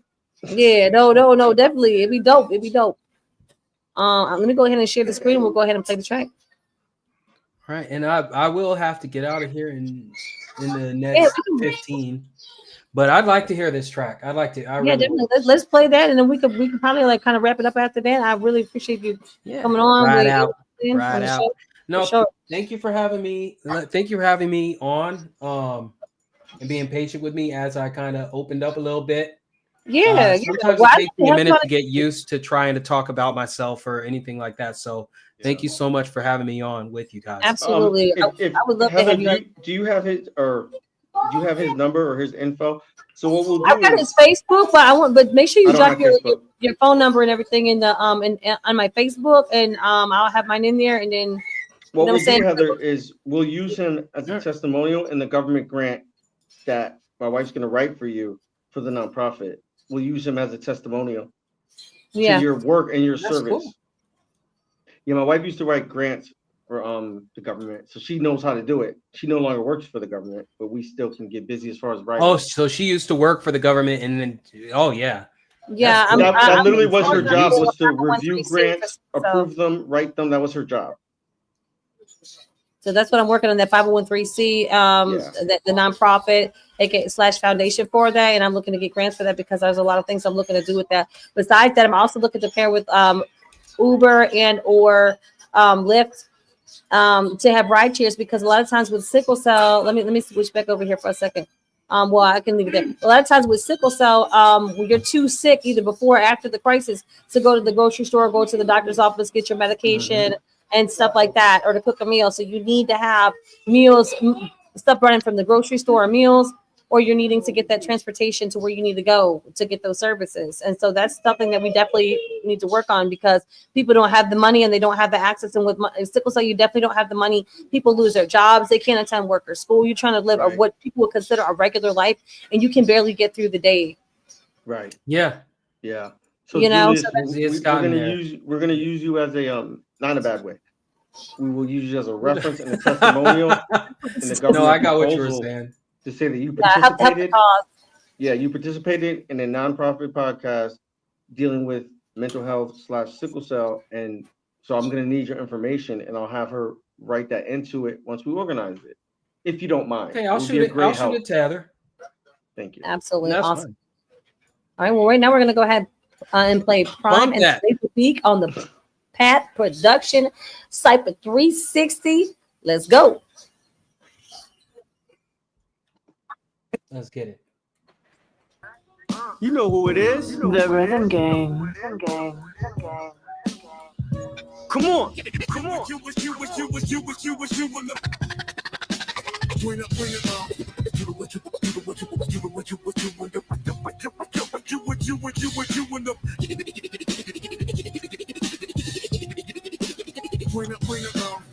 Study the Dharma. Good karma's my armor. On beats, I go Unabomber.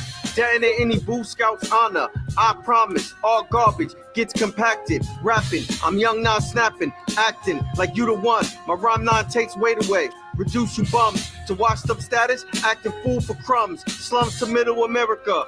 We'll tell you, Prime Omega's a cipher terror, bruh. When the gods slide through, clear the area. Rhyme hollows, lead drape, decorate your body's total interior. If not roll with me, you inferior. If not kill a bee or comrade, I'll bury ya. Mountains and notebooks, made billboard without zesty rapping, no hooks. More bars than whoever go look it up. Kids might got fame, but these dudes suck. That's a fact, literal, actual. Been have the juice factory, Snapple flow. Self-esteem shatter foes. Glad I chose the non-sellout role. Freedom flows for imprisoned minds, we bail out those. Explosive like the greatest story never told. Prime Omega. I like that. You got a good flow, man. The mind elevation, my rhymes are Ayurveda, Vata, Pitta, Kapha, balance well by conversation. I'm tri-dosage, health in the wind, it's at a high dosage. Symbolism out the mud like a fly lotus. Skywalker, one with the force, manipulated matter and data. Path of the ancients, catch it with the path of the paper, tacit the flavors. To tap into magnetic changes, not just about taste. Electromagnetic radiation, I exist beyond dimensions. And God's cognition selected the prep delectable rhymes like a 5-star kitchen. You see the light off in the distance when I start hitting and cool you off like winter frost. When I start spitting living words to balance out the mind, body, and spirit. That's on my rhymes, cause it's always positive when you hear it. A shaman on mics, medicine man with a pad and pen like giving them C. I'm back at it again. So the second part was you. That is nice. No, I was first. Oh, you were first. Yeah. Okay, good stuff. The second guy was life-giving MC. Really nice. Yeah, thank you. Okay, got you. Well, that's fire, man. I like it. Thank you. And I usually don't say that's fire because I don't think it sounds good coming from me. But that was fire. Real talk. Great job on it. I don't really go to SoundCloud much, but you are where else are you at? Okay. So the thing is I have 2 accounts. So I'm Suprema Law. You can look up like Suprema Law Topic on YouTube or any other place, Suprema Law. But my full name is Suprema Law Magnetic. I have 2 accounts. And the thing is everything you're gonna hear on YouTube / Spotify is totally different than what's on SoundCloud. Okay, got you. So I have like 500 something songs on SoundCloud, but I have thousands on Spotify / YouTube. Okay, got you. Supreme Allah topic. The 176 subscribers. 100. I don't even know. I don't ever look at it. I don't think too many people look at their subscribers on YouTube. I think they just kind of grab them over time and it grows. Yeah. See you soon. Yes. Be help filled.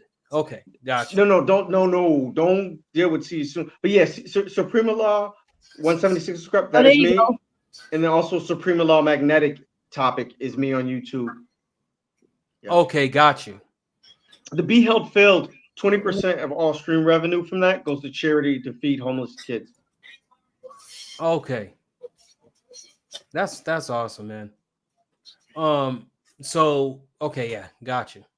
Thank you, man. Supreme. I'm gonna make it where you can submit songs probably next time, Jay Kennedy. We're definitely getting into like the health with the mental health and the sickle cell health. We were definitely in on that this week. But definitely stay tuned next week, and we definitely can get some songs and stuff like that played. We do the music and stuff like that. We got Kaiju X. We shout out to Kaiju. Keep grinding and show the love. Appreciate you, man. Then we got Comrade Camp Rock 2. That's me. No, yeah, I see you. We got the Bam Fam, Buffalo in the building. All right, Buffalo, New York. That's what's up. I'm a Buffalo native. Heather, if you could drop my YouTube because it's not letting me comment. I'm not YouTube. My email in the chat because it's not letting me comment on the StreamYard chat. Yeah. Okay. But I've been commenting on the YouTube side, but people aren't seeing that because they're not on YouTube. Okay. So what I do, Julius, is I go live on StreamYard and YouTube. So like my YouTube fans are watching this at the same time, but y'all can't see that. You want me to put it in the private chat? I got you. Sorry, sis. What did you say? There it is. There it goes. Yeah, everyone, please send me your songs. I'll listen to them. Yeah. Oh, do you want me to put it in the regular chat? Yes, ma'am. I tried to, and it wouldn't let me. Okay, I'll put it in the regular comments, and I should have put my email in there too. I actually have mine on a banner. Hold on. Oh no, Trill got it. He did it. It's in there. Okay. And there's that one, and then we can put yours in there. Hold on. I put yours in there too. So we've got yours. Hold on. We got yours. There goes Supremes. Chris put it in too. Thank you, Chris. Put it in there. And then that's my email, and I also put that in the comments as well. But we want to make sure that we reach out to everybody. We thank everybody that's over here supporting on the show. Everybody's in the comments, whatever platform that you're watching for, and we really appreciate you. This is the Heather Mariee Show. We definitely taking music, mental health, and sickle cell. We definitely taking all that serious over here. You can catch us every week over here on Thursday, starting at 6 p.m. Central Time. That's also 7 o'clock on Eastern, or if you're in the Pacific Coast, that's 4 p.m. It was a great show. Thank you all so much for coming on today. I definitely want to give you guys a round of applause because, you know what I'm saying, it wouldn't be a show without you guys, honestly, like that. Go. Yeah, you got it.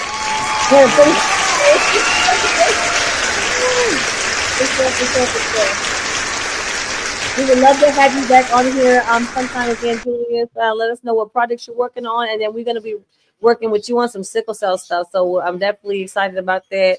That's what we're here for. We want to raise awareness for not just the kids, but also the adults, because they're the ones that get stepped on, looked over, kicked on, and everything else the most. We want to stop discrimination and let people know that sickle cell is a real serious disease, and that no two people have it the same. You may see them fine one day and the next minute they're not okay, and they really need help. It's a real serious medical condition, and when they have a pain crisis, it's called a vaso-occlusive crisis. People will call it a pain crisis, but with that vaso-occlusive crisis, you're getting pain from cell tissue death and lack of oxygen. It is not a joke, and they're not to be turned away and turned home thinking that they can tough it out at the house. Okay, that's what we'll say. Thank you so much for tuning in. And with that being said, we're gonna go ahead and take it out in the show. Thank y'all for coming. Out. Peace. Thank you for having me. Peace, Julius. Nice meeting you, man. Nice to meet you too, sir. Thank y'all for coming.